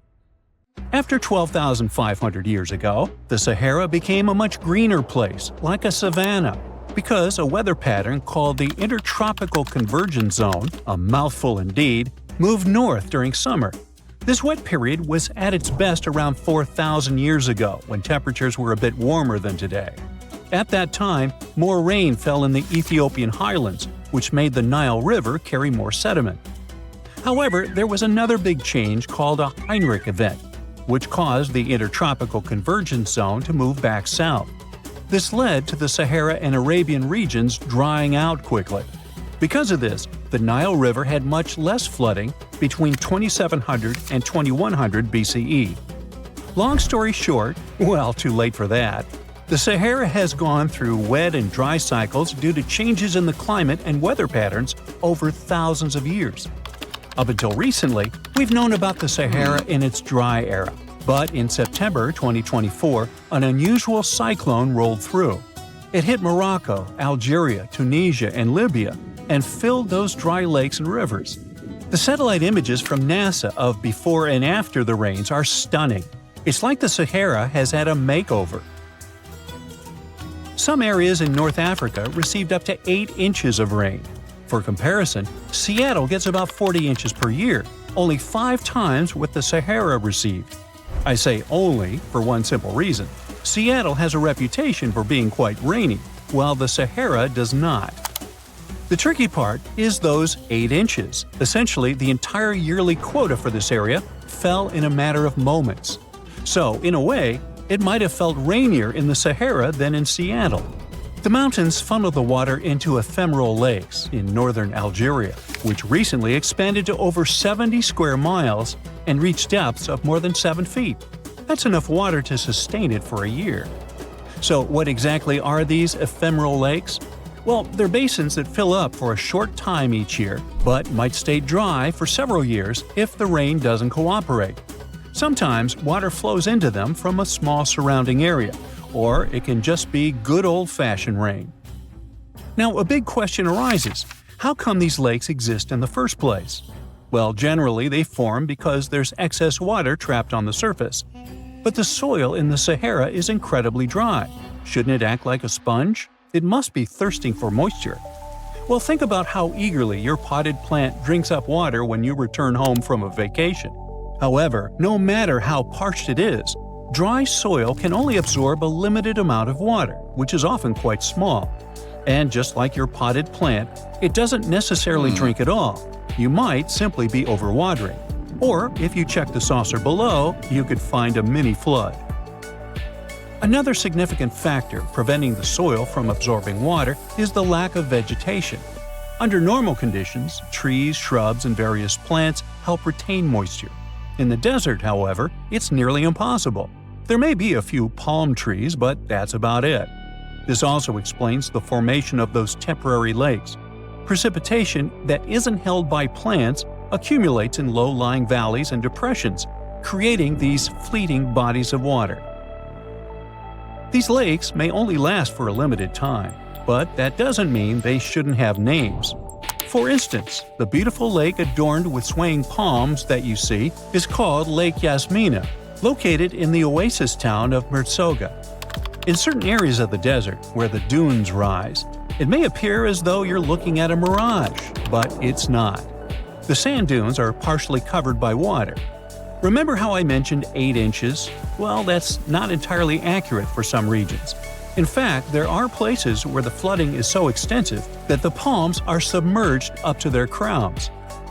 Now, the last time we saw a downpour this intensive was 30 to 50 years ago. But this rain is more than welcome. After 6 consecutive years of drought, Morocco really needed it. Lakes that had been dry for decades, like Lake Ariki, are finally getting some much-needed water. A recent analysis revealed that out of the hundreds of storms that have hit the region since 2000, only 6 brought enough rain to start filling up this lake. And of those, only 2 resulted in a lake level higher than what we saw in September 2024. So while this torrential rain seems like a blessing, the big question is, will it last? The answer is yes. When humid air from near the equator meets the hot, dry air from the north, the Sahara Desert tends to get more rain. Scientists say this collision zone is shifting further north as the planet warms, and it warms, so it's likely to keep moving that way over the next couple of decades. So I seem a bit overly optimistic about this, and the truth is, the news isn't entirely positive. The reality is that no one was truly prepared for a flood situation like this. Moreover, remember that this isn't some Southeast Asian country where people are accustomed to dealing with water. This is the bone-dry Sahara. That said, I think you know what I'm getting at. Tragically, at least 18 people lost their lives to the intense rains in southern Morocco. The authorities are gearing up for even more heavy rain in the region. But if that's the case, could it mean the Sahara is facing extinction? And what would that even mean for us? It might sound a bit strange, but our planet actually relies on deserts, and the Sahara is no different. At first glance, it may seem like a barren wasteland, and it's nothing to write home about. But deserts play a crucial role in our ecosystem. They act as major carbon storage sites and are considered net carbon sinks, with the Sahara alone holding an estimated 1 trillion metric tons of carbon. In the fight against climate change, these existing deserts are like a buffer, helping to keep the temperatures within acceptable levels. Yeah, deserts are scorching hot, but they act as the world's air conditioning. Plus, desert sands are an unexpected source of nutrients for lush areas like tropical rainforests. Believe it or not, scientists have found that the sand particles from the Sahara have a hand in nurturing the Amazon rainforest. These particles travel across the Atlantic Ocean, riding the winds all the way to South America, where they enrich the soil in the Amazon basin. Without the Sahara, experts believe the Amazon rainforest could face serious collapse.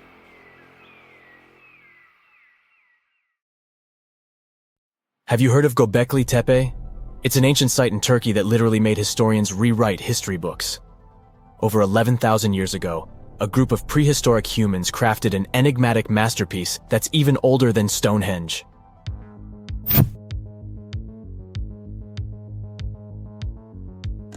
Before its discovery, archaeologists believed that people didn't know about iron and weren't good at making pottery. They were sure that settled life only emerged with the need for agriculture. But Göbekli Tepe changed this belief.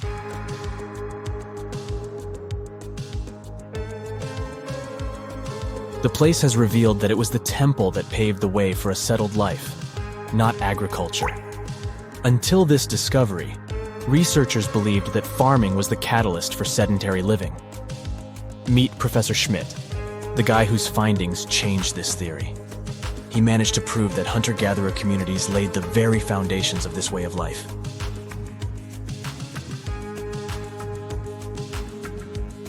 Back in the 1960s, other archaeologists visited the area, but they totally missed the mark. While surveying the region, they stumbled upon a hill with scattered limestone slabs and concluded it was just an old burial ground from medieval times. Little did they know that there was so much more to uncover.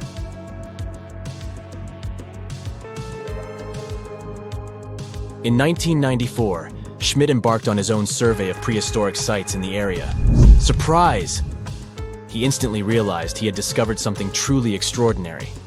Unlike the nearby flat and barren plateaus, Göbekli Tepe had a gently rounded top, rising 50 feet above the surrounding landscape. Funny enough, the translation of this place's name is Potbelly Hill. Schmidt was sure only humans could have made something like this.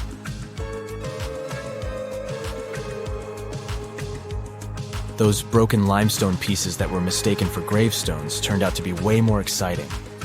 It was like stumbling upon a hidden treasure.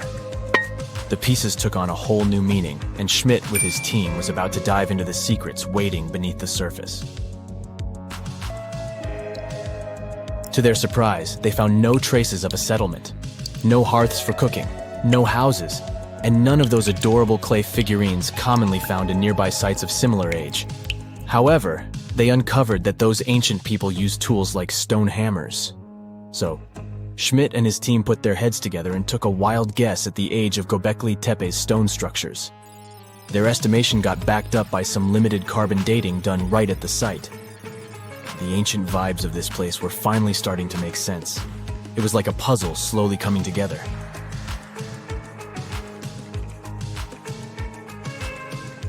You may think that back then, people didn't have special tools to create something as cool as Göbekli Tepe.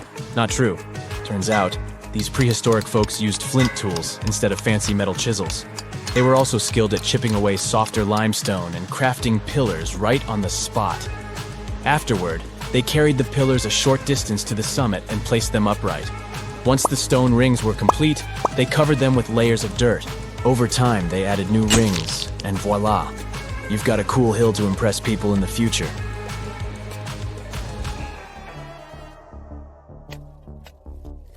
During their first year of excavation, the team went through 15,000 pieces of animal bones from wild creatures. These people didn't have pet animals or grow their own food. They hunted wild animals for their meals. But things were about to change, because the place had everything they needed to start farming. Scientists say they had wild sheep and wild grains that could be domesticated. And guess what? Just 20 miles away, geneticists found evidence of the world's oldest domesticated strains of wheat at a prehistoric village.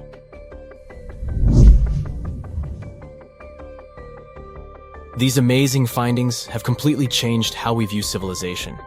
In the past, experts believed that people needed to learn how to farm and settle in one place before they could build temples and develop complex societies.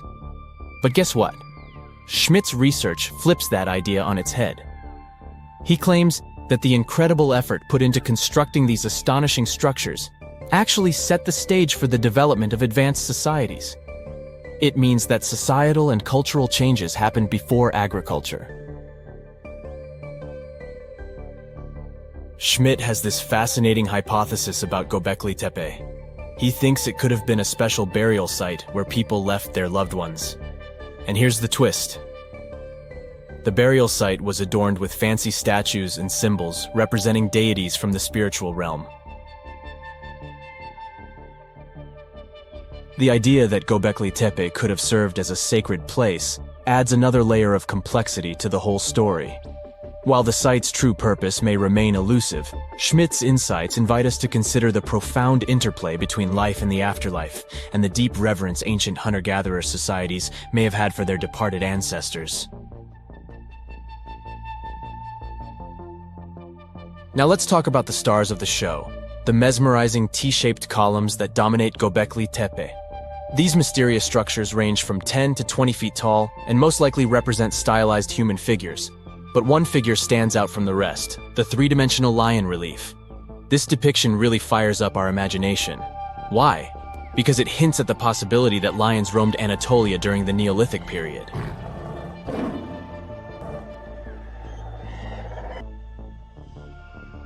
These standing stones are arranged in circles and placed in rectangular pits.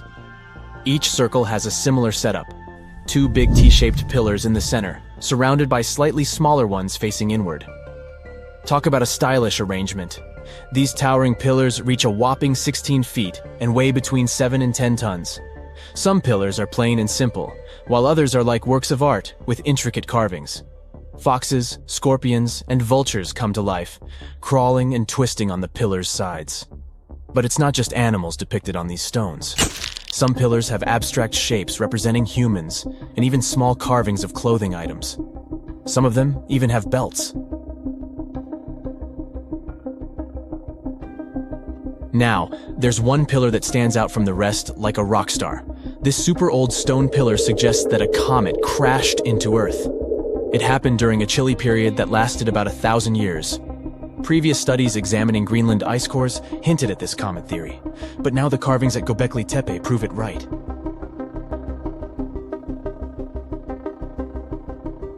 The carvings on the pillars are like a historical comic strip. They even show a headless human figure.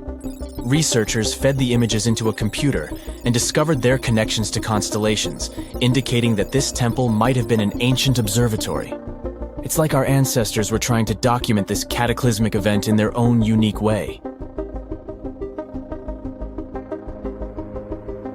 Archaeologists have been excavating and researching Göbekli Tepe since the mid-1990s, peeling back layers of history and providing us with a deeper understanding of the intricate relationship between various elements.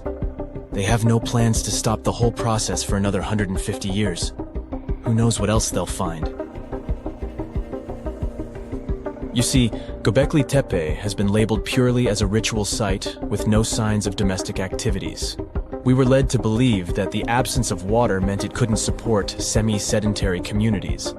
But scientists believe it's time to shake things up and approach Göbekli Tepe with fresh eyes.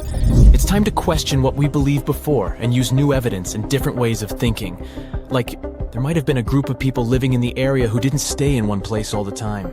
They moved around a bit but still had their own civilization, living in the area semi-sedentarily.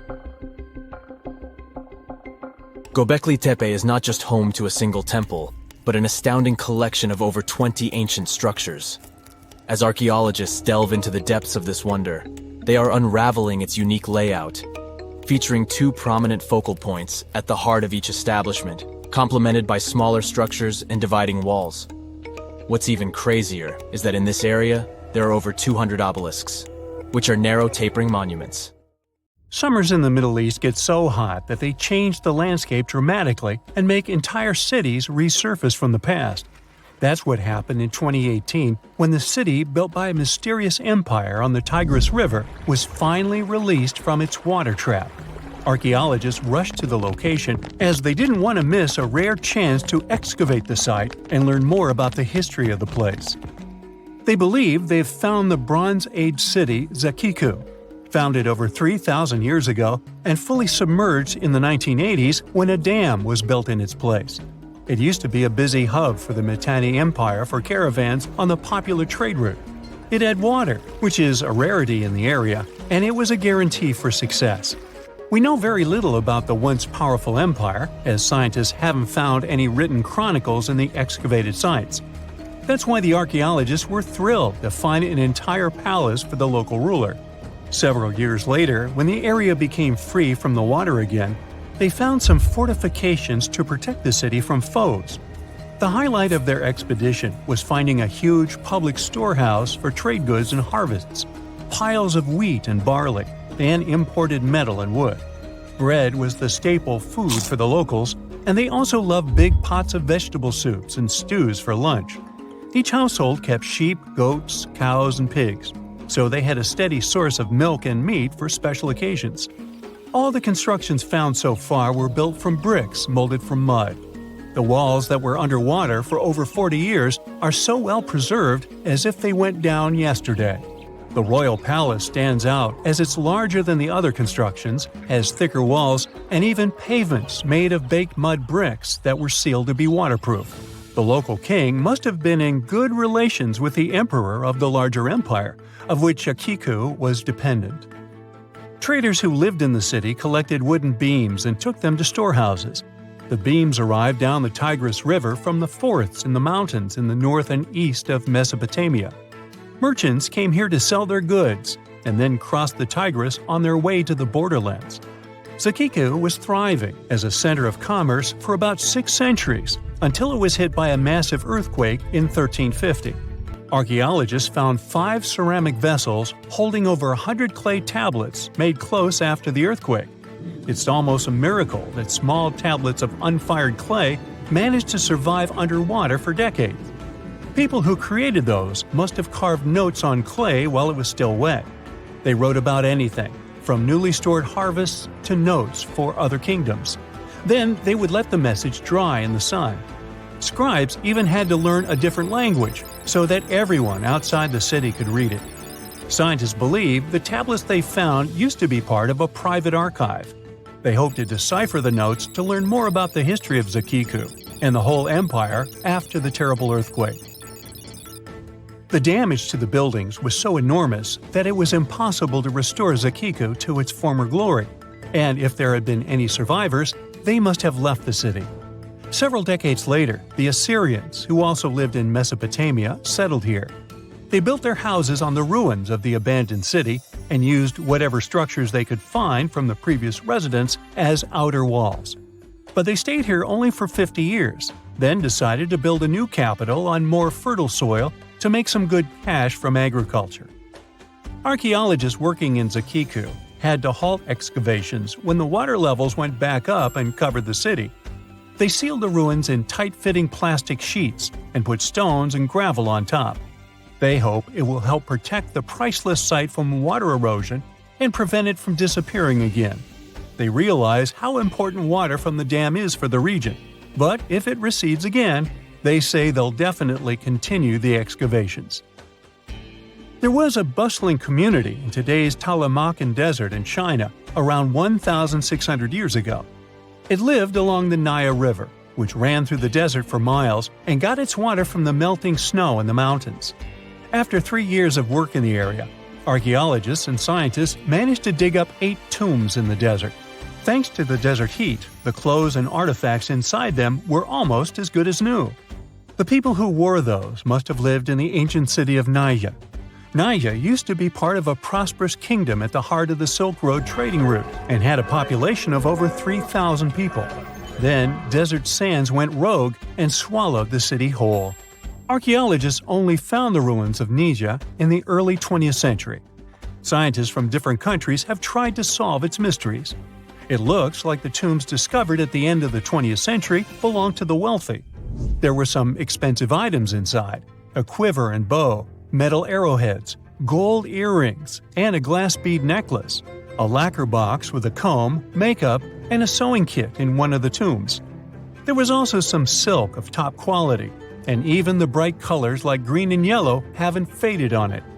The fabric also had Chinese characters with quotes from historical books, which helped scientists identify the period in which it was made. Archaeologists later found a large dwelling site and the clearing of 3 ruined buildings. It will probably take many more years to understand why the city had fallen and what happened to its people. Saudi and French archaeologists teamed up near Riyadh, the Saudi Arabian capital, and stumbled upon an ancient settlement dating back 8,000 years. The scientists used all sorts of cool tech, like laser scanning, drones, and aerial photography, to unearth this Neolithic-era gem. They found the settlement in a local archaeological hotspot. Among the treasures they uncovered were a stone temple, remnants of an altar, and over 2,000 graves. All these finds tell us about ancient practices and rituals. The team also found the foundations of 4 massive buildings, corner towers, and open-air courtyards, all with underground reservoirs to store water for agricultural use. There was also a smart irrigation system with canals and cisterns, which let the city thrive in one of the driest deserts in the world.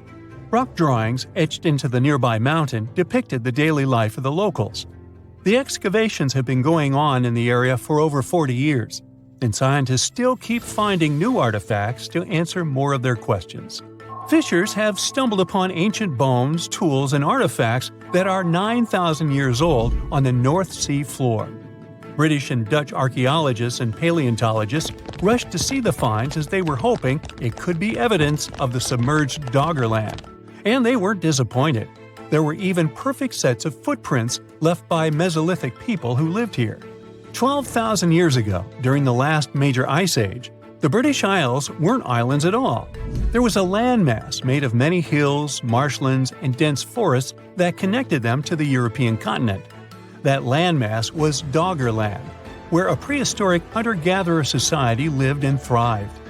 But then, the sea level started going up at the speed of 3 to 6 feet a century as glaciers were slowly but surely melting. The locals had to move to areas that today belong to England and the Netherlands. Experts decided to learn more about the history of Doggerland, using data from oil companies working in the North Sea. So far, they've created digital models of what the area of 18,000 square miles might have looked like before it vanished beneath the waves. They still need to analyze samples of ancient insects and plants and the DNA of animals to get a full picture. You find yourself in Africa, land of unique wildlife, home to a great variety of cultures and languages, and, first and foremost, host to the world's largest hot desert, the Sahara. It's daytime, and you are thirsty for some water and shade. You've been walking for days, trying to find one of those precious-looking oases. You feel you're near, but the horizon just keeps stretching and stretching. Your mind is tired, and your body is feeling all the heat. It's like you've eaten a full plate of hot pepper and then some more, judging by how much you're sweating. And when I say hot, think 100 degrees Fahrenheit hot, on average. No wonder this is happening. After all, you find yourself in the world's biggest hot desert. Now, I say hot desert since the biggest deserted landscapes are actually the cold ones, located in Antarctica and the Arctic. Icy Antarctica's frozen desert is more or less the size of 1 million LAXs. Yep, the Los Angeles International Airport. The Arctic Desert is just a bit smaller than that. Now, in case you don't know, the Sahara Desert is located in northern Africa, stretching from the Atlantic Ocean all the way over to the Red Sea. It occupies an area large enough to place approximately 100,000 Disney World theme parks side by side. According to scientists, its boundaries are expanding. Deserts usually form in the subtropics because of what's called Hadley circulation. The air rises at the equator and descends into the subtropics. This circulation of air has a drying effect, which helps the formation of desert landscapes. Since the 1920s, the Sahara is considered to have expanded by over 10%. How is this happening? Well, let's start from the beginning. You probably know the Sahara Desert as one of the most inhospitable places on Earth today. Just FYI, for a place to be considered a desert, it has to receive less than 4 inches of rain per year. Due to the very small precipitation index, deserts are usually dry and arid places. There is little humidity in the air, and daytime temperatures can go as high as 130 degrees Fahrenheit. Usually, there isn't that much animal and plant life because of the lack of water.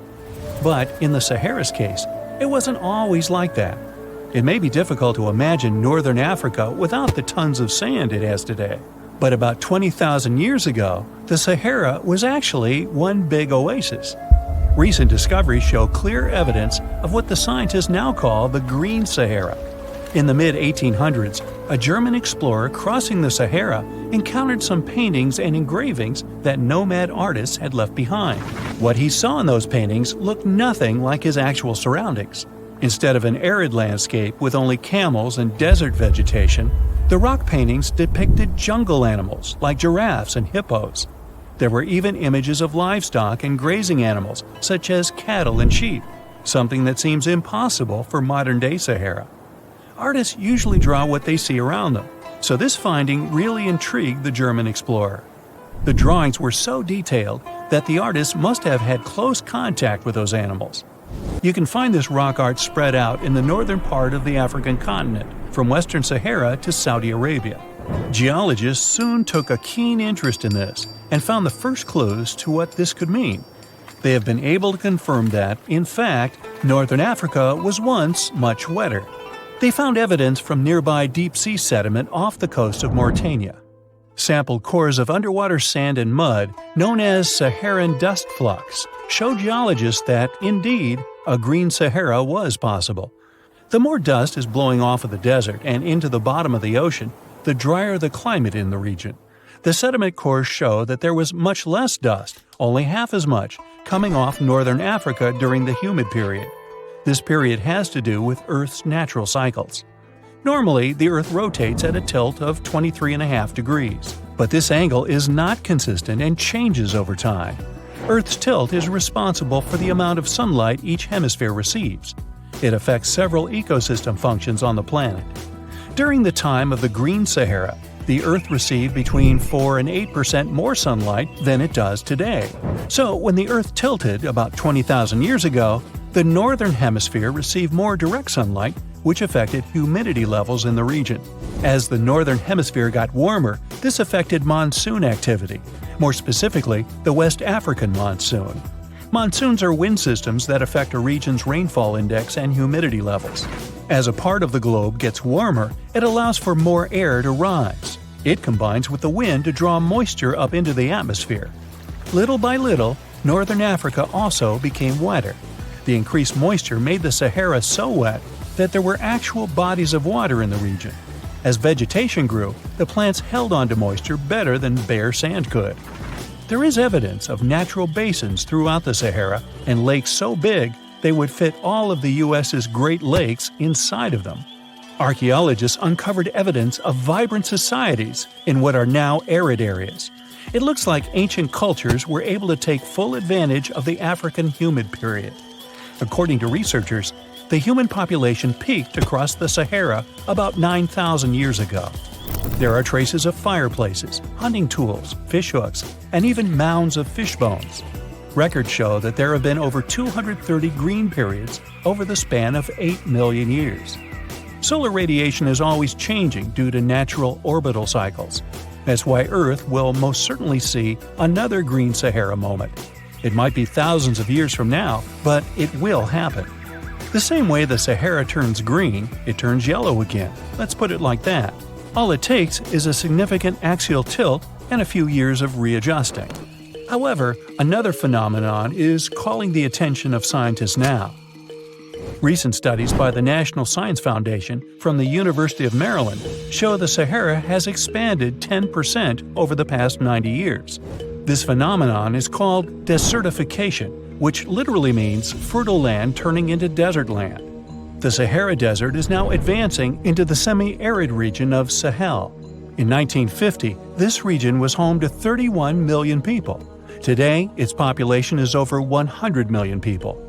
This rapid population growth has largely contributed to the Sahara's expansion. Farmers that were once nomads began settling down. Land usage grew more intense, aiding in weakening the soil. The demand for food has caused an overcropping of the land, so even more of it is turning into the desert now. The study also shows that natural climate cycles can affect rainfall in the Sahara and the Sahel. Scientists affirm that all deserts fluctuate, not only the Sahara. A desert's boundary may expand in the dry winter and contract during the wetter summer. South of the Sahara lies the Chad Basin. It is a natural body of water that now serves as an indicator of the Sahara's expansion. The Chad Basin is located in the region where the Sahara is advancing southward. An atmospheric and ocean expert from the University of Maryland explains that rainfall has reduced greatly in the entire region. Due to reduced rainfalls, there is less water across the entire basin, and even Chad Lake is drying out. Just like the Sahara, the Atacama Desert in Chile, deemed the world's driest, is also expanding. It is located north of the city of Santiago, and its southern border is expanding toward the Chilean capital.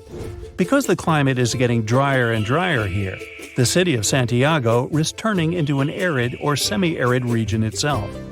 The once fertile valleys of local rivers that lived on agriculture and livestock for many generations are losing their revenues as Chilean land is turning into a desert. Since 2010, Santiago has received only a third of its annual rainfall.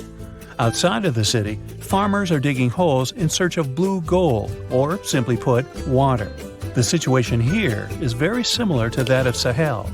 So tell me this, were you as surprised as I was to find out what has been happening in the Sahara region? Feel free to share in the comments below. A ship filled with gold and other treasures worth over $13 million was found in the middle of the Namibian desert after almost 500 years.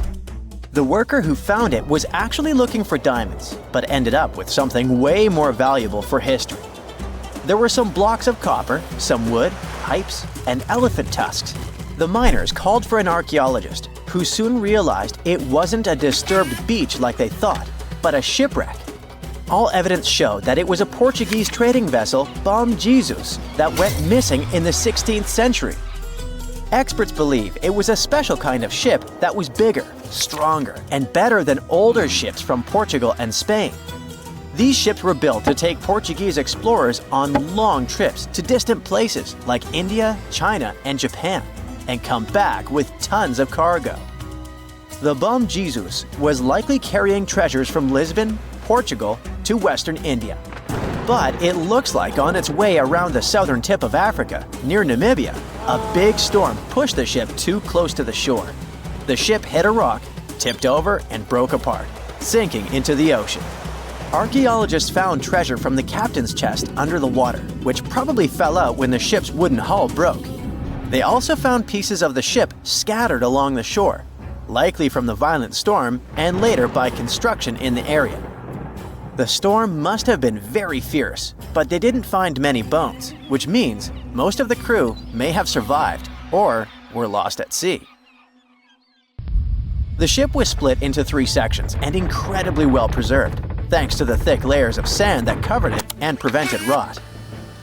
Archaeologists who studied the wreck discovered over 40 tons of cargo.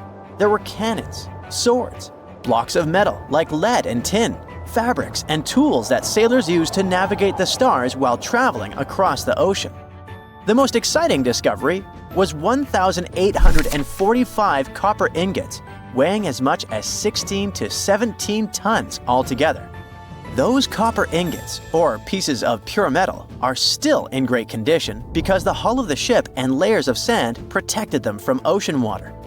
The scientists even managed to read the trademarks on them on site and learned they were made by a super wealthy German trading company.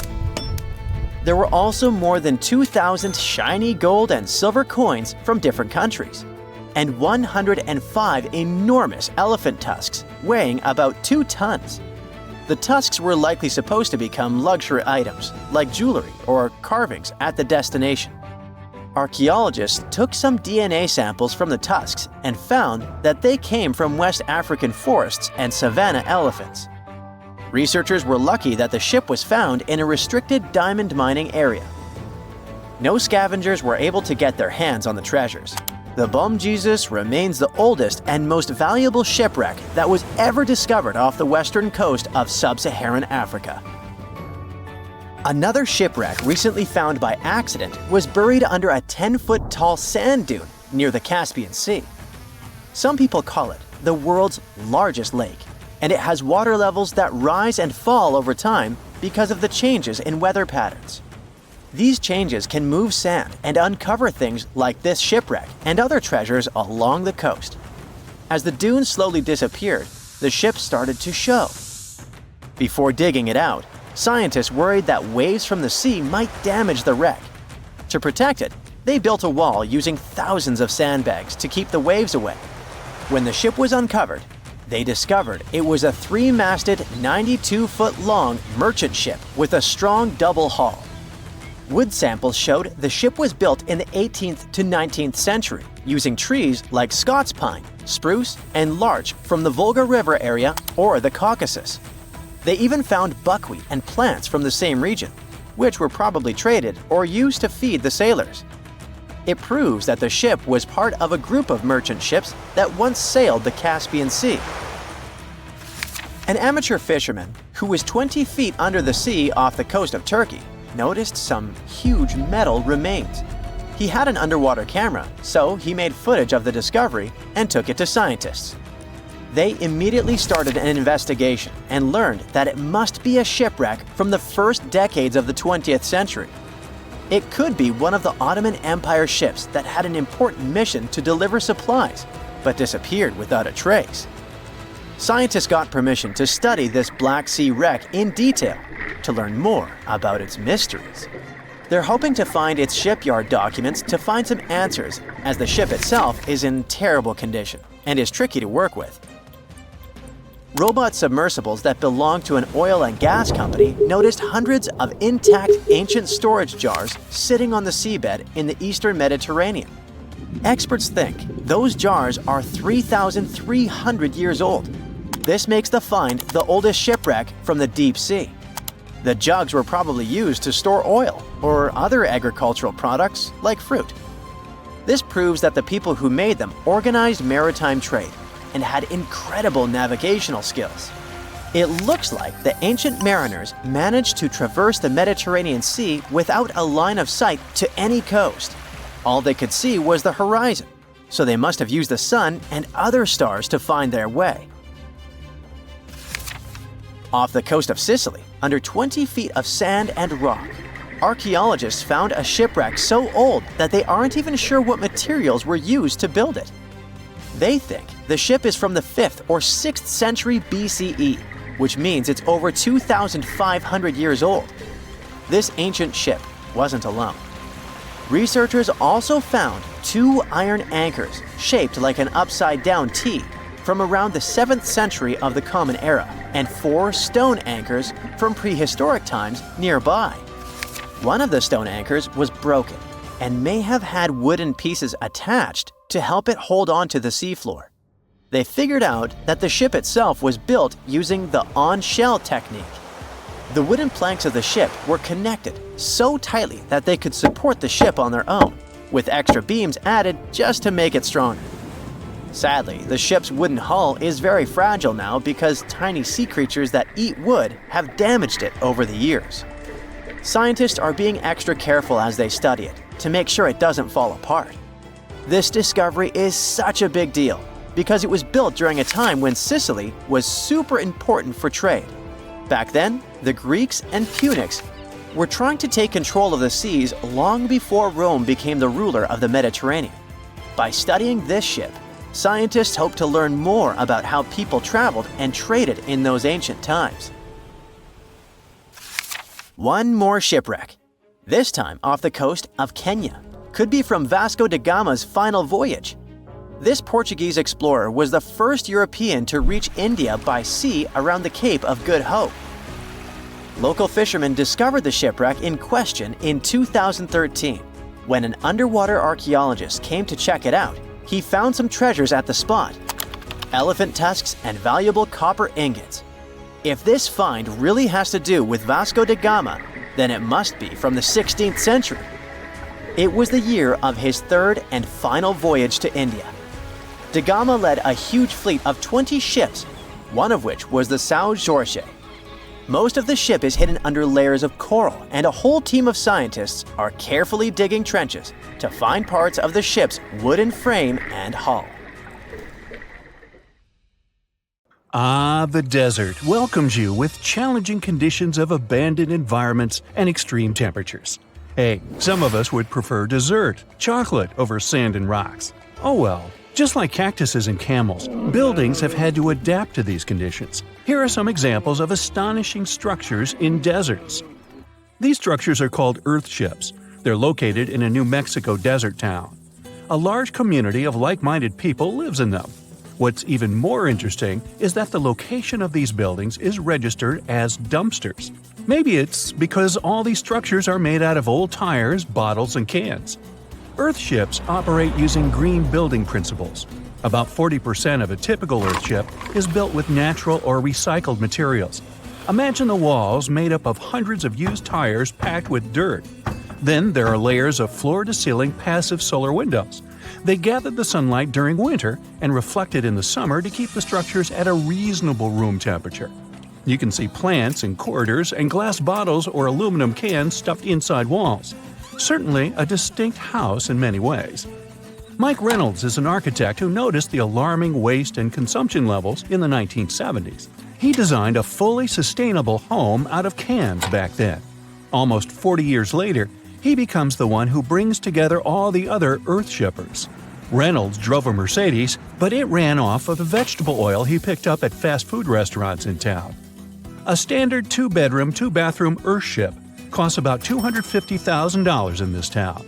Yet there are earthships like Dobson House that can cost as much as $1.5 million. If you do it yourself, with family and friends, you can eliminate the cost of labor, and it becomes relatively less expensive. Let's assume you're really going to build one. Where can it be? Well, anywhere. Earthships currently fit in the cold, dry air of Canada, as well as the hot and humid climate of Haiti. This is the Mirage Mirror House. It's an installation set in the Southern California desert. Mirage opened in 2017 as part of a contemporary art exhibition. It's composed of mirrors. This minimalistic structure blends with the environment around it. The doors, windows, and openings have been removed to create an amazing experience. What you have in the landscape is reflected back to you. How's it made? With mirrored surfaces. At night, the distant lights refract from the mirrors. In the daytime, the sky is transformed into banks of clouds. There's no fixed scenery in this house. How about seeing a futuristic structure in the deep desert? Architects designed a concept home that pairs perfectly with Elon Musk's Cybertruck. The house has a post-apocalyptic theme. I mean, when I say post-apocalyptic, it's because I can't say it. Anyway, the house is designed to survive in a disaster scenario. The cyber house has steel gates, the windows are armored, and the exterior walls are made out of super strong material. Modern house is controlled by an autonomous geothermal heat pump. To put it in less sci-fi terms, you can keep the internal temperature steady. This sleek house has an entrance that can fit the Cybertruck. After all, it's inspired by it in the first place.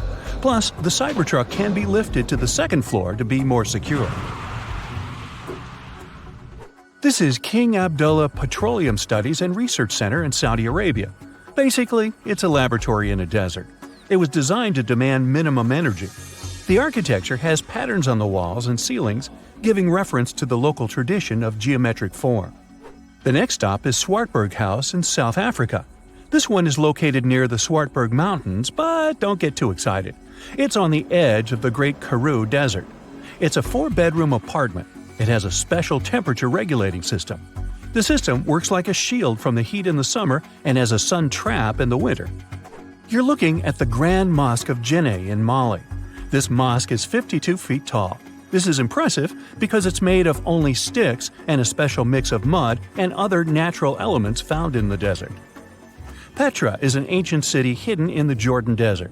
The structures are carved directly into red, white, and pink-colored sandstone cliff faces. It's located among the canyons and mountains near the desert. The place was a trade center many years ago. You might already see pictures of the impressive facade of the treasury. This structure still holds many mysteries in it.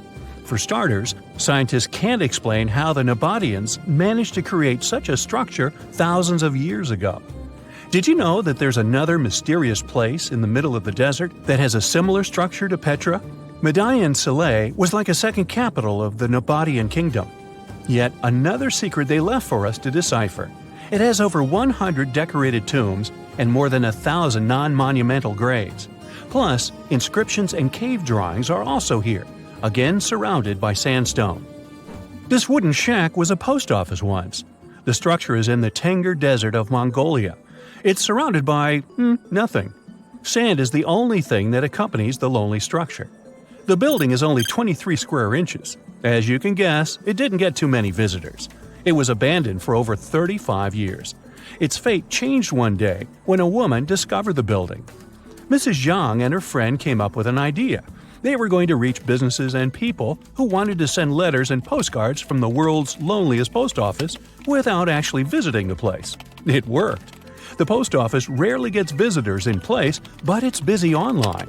Over 20,000 letters and postcards were sent from the Desert Post Office in December 2021 alone. The place is about 6 miles off the nearest road.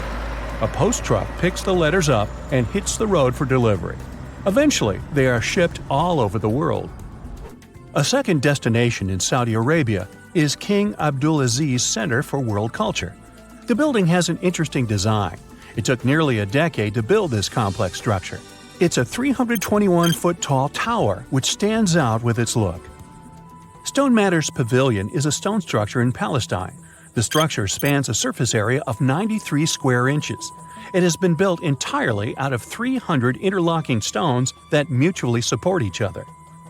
The concave roofs, and yes, they look like giant bowls, are designed that way to collect rainwater. The structure is in Iran. Interestingly, in Iran, the evaporation rate is 3 times faster than the world average, so this bowl-like design comes in very handy. It captures the water in a way that the water can form a single mass as a whole before it evaporates. The outer shell of the roof system collects rainwater, but it also works as an additional shading. It makes air move freely, designed like a cooling mechanism for both roofs. Eco Lodge in Egypt is the next stop. The project is built in a place that overlooks the desert and is constructed using locally available materials like sun-fired bricks and palm wood. The building is an example of traditional architecture. There's a water basin that lets in the air to keep the interior cool. A worthy mention is the CID Interpretation Center in Chile. Chile's Atacama Desert is among the top tourist destinations in the country.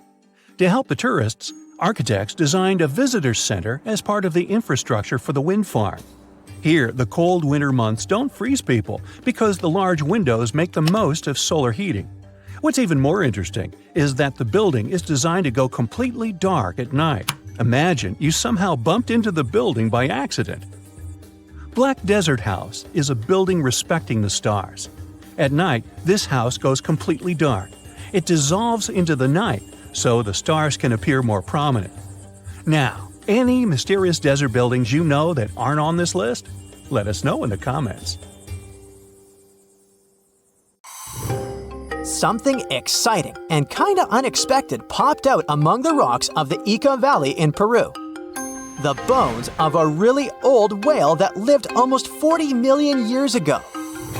At first, no one was really impressed because the bones they found were big and weirdly shaped, so people just thought they were looking at giant boulders. I mean, that's cool too, but things got way better when they realized those were the remains of a very large ancient animal that roamed along the coast of ancient Peru. Plus, it was probably the heaviest creature that ever lived. Sorry, blue whale, I know you worked hard to get to the top. The length of over 100 feet and weight of more than 200 tons brought you the status of the biggest animal on our planet. But it seems you've held the title long enough. Time to hand it over to our next candidate, and that one's really gigantic. This ocean beast was probably shorter than the blue whale, but heavier, with a weight that could be between 93 tons and 370 tons. If it's closer to the higher number, it'll make Perseus the biggest animal ever known to have lived on Earth. And it seems its weight was the result of having extremely thick, dense bones. You can see such bones today in manatees or some other early whales. Dense bones are a great tool for such marine mammals. This feature makes them heavy and allows them to stay submerged most of the time. But at the same time, if their body was too heavy, they would end up sinking all the time, and they would waste too much energy to move back up to the surface. So, to avoid sinking, marine mammals need to have enough lighter tissues, like muscles and fat, to help them float in the water without using too much energy. Now, scientists didn't have the whole skeleton, which makes it hard to tell how big the animal was. But they used the ratio of the heavy bones to the lighter tissues in other marine mammals to estimate the overall weight of this giant ancient whale. Experts found these fossils about 13 years ago and spent the next decade freeing the whale from the rock. Its anatomy and age showed this whale was a cousin of Basilosaurus, a whale that had a long snout full of sharp teeth, and a sleek body similar to that of an eel. Even if Perseus wasn't bigger than the blue whale, it was still a giant that ruled the ocean depths. Unlike modern whales, there's a possibility that this ancient fellow was a predator that liked to go after bigger prey. And this also changes how we see the history of whales.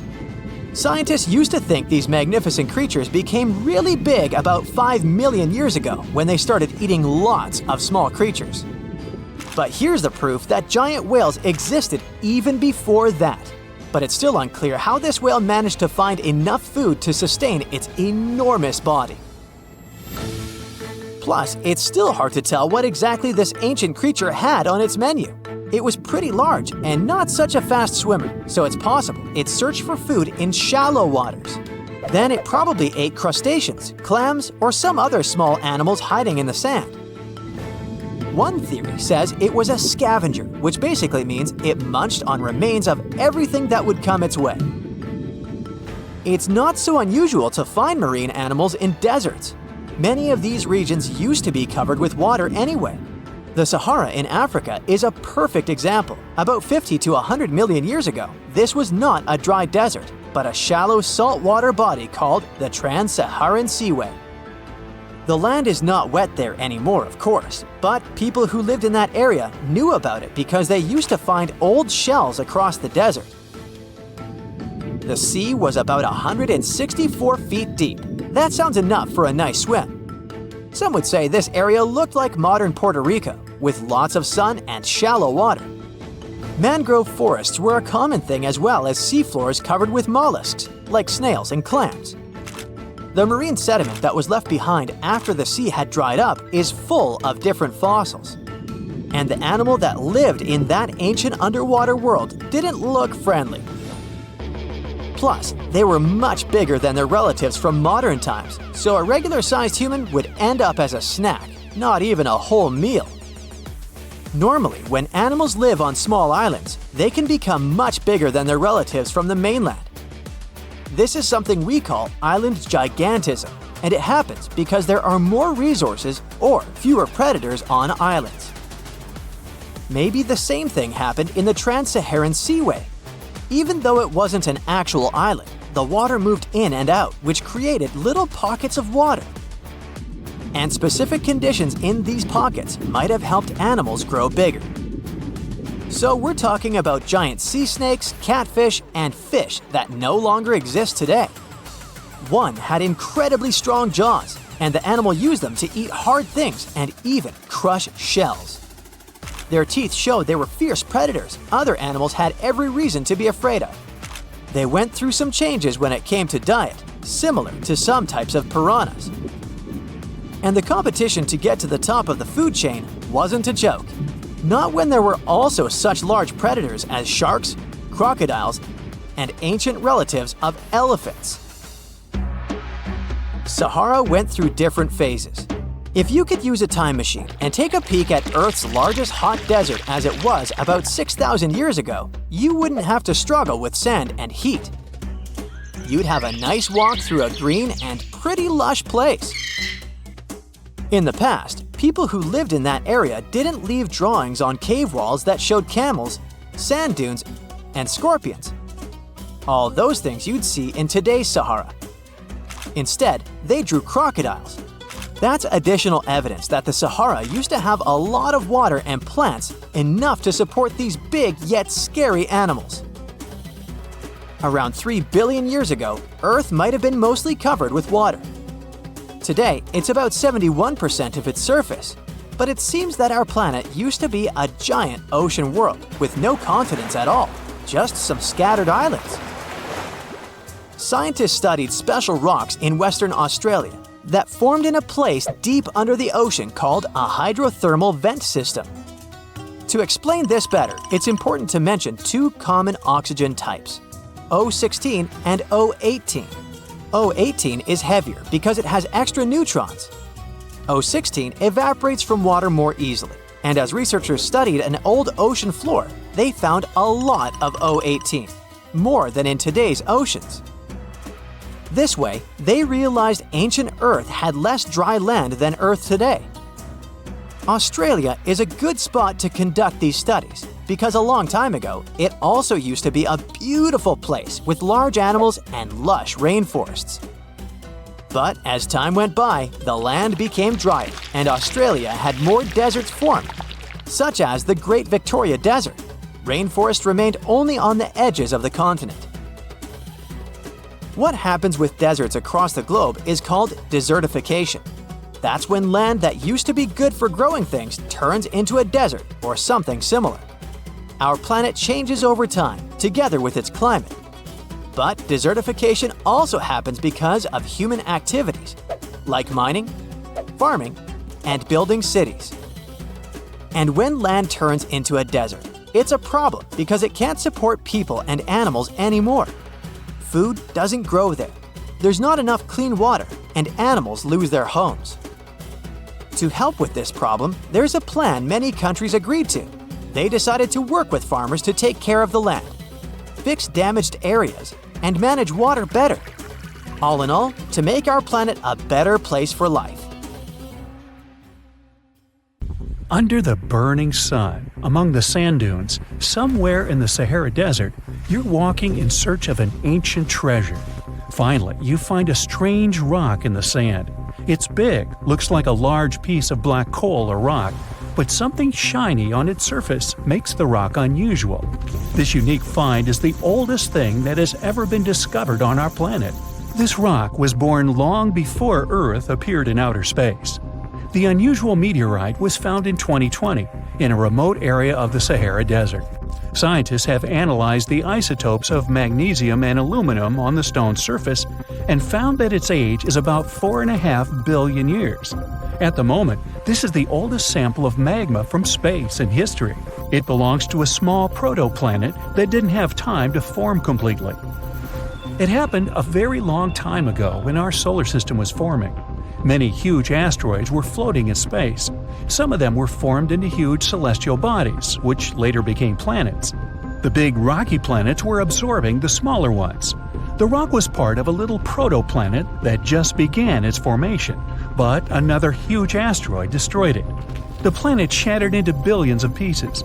Some of them became part of other planets. Some flew outside the solar system, and one piece that had been wandering in space until our Earth was formed. After that, it hit the planet's atmosphere and fell into the territory now known as the Sahara Desert. The rock was discovered in 2020, but the erosion of extraterrestrial rocks shows that it could have fallen much earlier. This ancient thing weighing around 70 pounds has several pieces of different meteorites inside. In simple words, it's a volcanic rock consisting of lava. It has cooled, solidified, and crystallized. That's why you notice the glitter.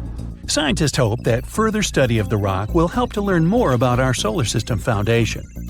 The biggest asteroid discovered in the U.S. is the Willamette. Its size is 84 square feet, and its weight is more than 15 tons. This is half the weight of a bus. Several people can fit on the surface of this outer space object. But the coolest thing is that it's not a rock like most meteorites that were found. Willamette is made of nickel and iron. This massive piece of metal was discovered in 1906. Now, the huge rock is kept at the American Museum of Natural History.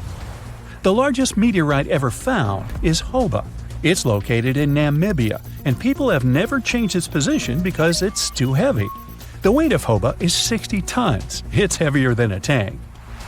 The next space-related event occurred on February 28 in southwest England. On this day, a huge flash lit up the sky. Then there was a loud crash.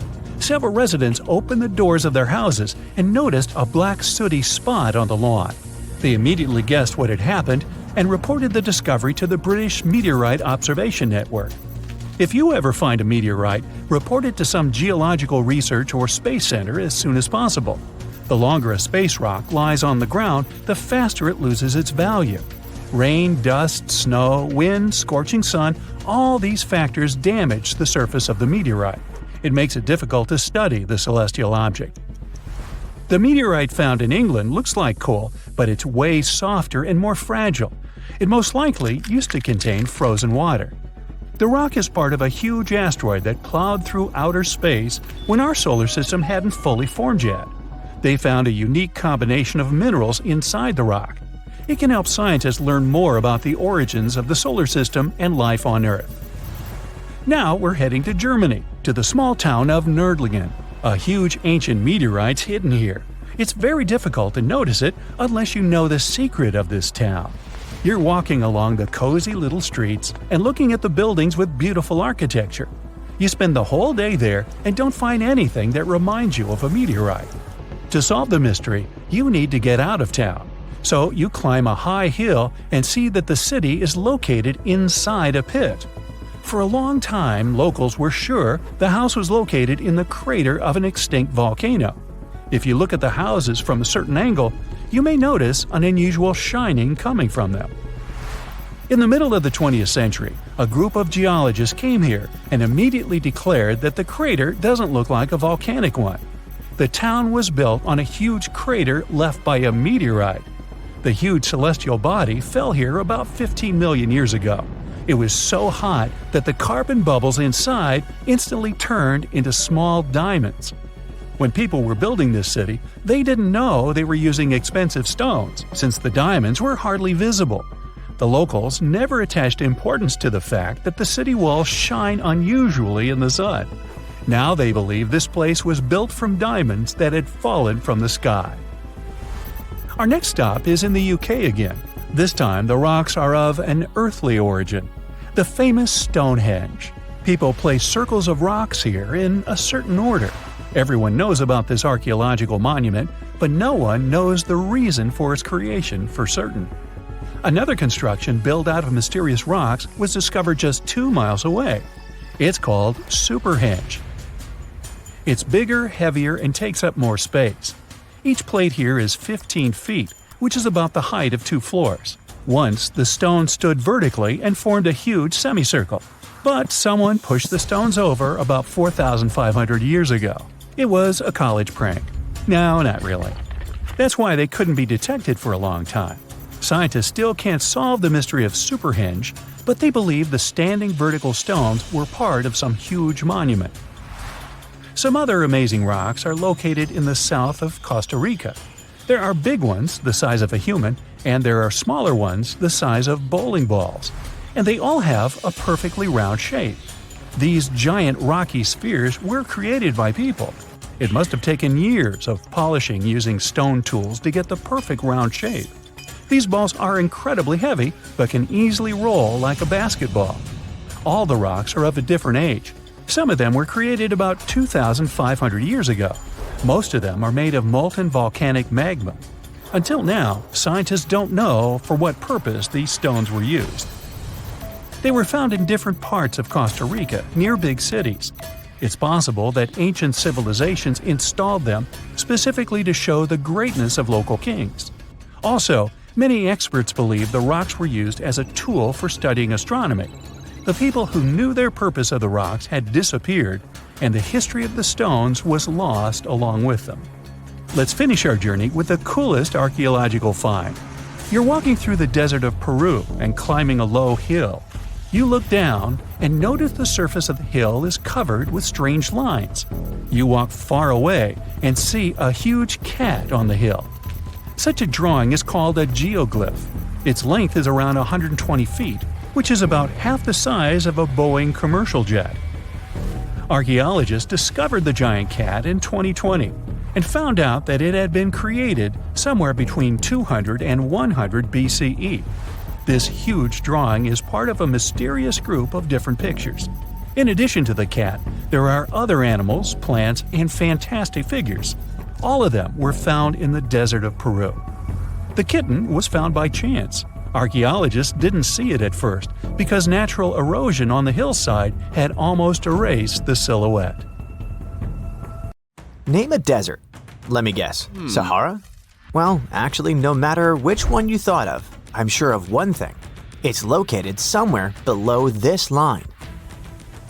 See, when we hear the word deserts, we usually picture dry, sandy, blazing hot places, and there's not a single one of those above 45 degrees north latitude, or below 45 degrees south. In the south, that kind of makes sense. I mean, if you leave out Antarctica, there's not a whole lot of land down there. But things are different above 45 degrees north. There are tons of land. Countries like Canada, France, the United Kingdom, and a bunch of others. And still, not a single desert. Actually, not a hot desert. Most of the major hot deserts are up in the northern hemisphere, near the tropics of Cancer and Capricorn. And the hottest ones are usually found between 15 and 30 degrees north or south of the equator. Just like the Sahara, where average high temperatures can reach up to 104 degrees Fahrenheit. Together, hot deserts cover almost 15% of the Earth's land area. But if our planet is packed with them, why doesn't a single one appear above this line? I mean, the 45 degrees north latitude. I'll explain. Let's divide Earth into 5 main zones. The polar regions are located at both ends, north and south. Right here, we have the 2 temperate zones. And finally, right in the middle of the globe is the tropical zone. Now, the line we're talking about sits in the temperate zone, in a colder area. Because the farther you go away from the equator, the colder it gets. Actually, the average annual temperature drops about 1.2 degrees Fahrenheit for every degree of latitude you move north in the northern hemisphere. And cold weather is the main reason hot deserts don't form above this line. It turns out that as you move farther north from the equator, the sun's rays hit the Earth at a more slanted angle. That spreads the solar energy over a larger area, which means less heat is concentrated in one spot. Basically, these regions just don't get as hot. And it's one of the reasons why countries like Finland are much colder than Colombia, for example. Another reason temperatures are lower in this zone has to do with something called albedo. Basically, this term refers to the amount of sunlight that a surface reflects back. Let me give you an example.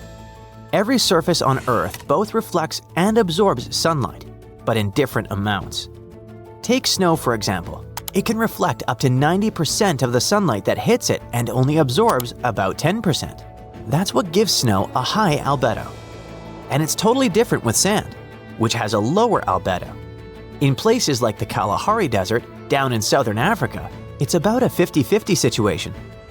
Most of the year, roughly 50% of the sunlight gets reflected around there, and the other 50% is absorbed. The heat absorbed by the sand is part of why it gets so hot in dry places like deserts. I mean, hot deserts. Simply put, sand soaks up more heat, while snow reflects most of it. This is one of the reasons why snowy areas stay much cooler. So the closer you get to the polar zones, the easier it is for sunlight to be reflected instead of absorbed. And that helps explain why there aren't any hot deserts around those parts. Then, we also have atmospheric patterns. Let's just say that the air patterns change a lot once you go above that 45-degree line. That's because this region is controlled by a wind belt known as the Ferrel Cell. Okay, so Earth has three main convection cells. You can think of them as big loops of moving air. Warm air rises, cools down, sinks, and then the cycle repeats. At the top and bottom of the planet, we have the polar cells. Right in the middle are the Hadley cells, and sandwiched between those two are the Ferrel cells. Now, everything that happens between these three cells can get a little complicated, but for today, the main thing to know is this. In those middle zones, the warm air that comes from the tropics meets the cold air from the polar regions. So, Ferrel cells play a big role in moving heat from the equator up toward the poles. This flow of warm air helps smooth out the temperature differences between the tropics and the polar regions. And that's what shapes the weather in places like North America, Europe, and parts of Asia. In the mid-latitudes, the Ferrel cell keeps the air moving around so much that hot, dry air doesn't really get a chance to settle. So, those regions end up with more moisture, more clouds, and even storms, rather than dry, desert-like weather. That's why you don't usually see hot deserts around 45 degrees latitude. Basically, what I'm trying to say is that the Ferrel cell makes the weather less stable. And that's very different from what happens in the Sahara Desert, for example. Over there, temperatures don't change all that much throughout the year. Just expect it to be hot. When you put all these factors together, it helps explain why hot deserts are mostly limited to the middle parts of the Earth, and why you'll never find a Sahara or Kalahari-style desert in places like Canada or Sweden. But that doesn't mean we don't have any deserts above the 45-degree line. Turns out, deserts don't always have to be hot and sandy. In fact, they can look like this. Yep, I'm talking about the Arctic. Because the actual definition of a desert isn't just some hot, dry, sandy place, it's really any area that gets very little precipitation. In other words, an area where it doesn't rain much. And it usually gets no more than 10 inches of precipitation per year. So no matter if the weather is hot or cold, deserts are really dry places with hardly any vegetation around. That makes it pretty tough for animals and plants to live in those environments. If you think about it, that means the biggest desert on Earth is Antarctica. It covers about 5.5 million square miles, just endless ice flats as far as the eye can see. It's also the coldest desert on the planet, even colder than the Arctic, which is the other polar desert. Temperatures there can drop as low as minus 128.2 degrees Fahrenheit. If you look at the Earth, about 33% of its land is desert. Now, pay close attention to the ones located between 15 and 30 degrees latitude. These are called tropical deserts. But can you notice something curious about their locations? Most of them are found on the western edges of continents. And there's a reason for that. Actually, 4 main reasons. First, the winds that bring rain usually blow from the east. When they move across the land, they drop most of the rain early on. By the time these winds reach the west side, they're dry, so there's no rain left for those areas. That already makes things pretty dry. Second, in the western margins of continents, the air usually goes down instead of up. When air goes down, it gets warmer and can't form clouds, so again, no rain. Third, if there are mountains nearby, they can block the rain too. One side of the mountain gets all the moisture, and the other side, called the rain shadow, stays dry. And lastly, the ocean near these places often has cold water. Cold water cools the air above it and makes it calm, so clouds don't form easily. No clouds means no rain. So when you put all of that together, it helps explain why those tropical deserts seem to prefer one side of the continent more than the other.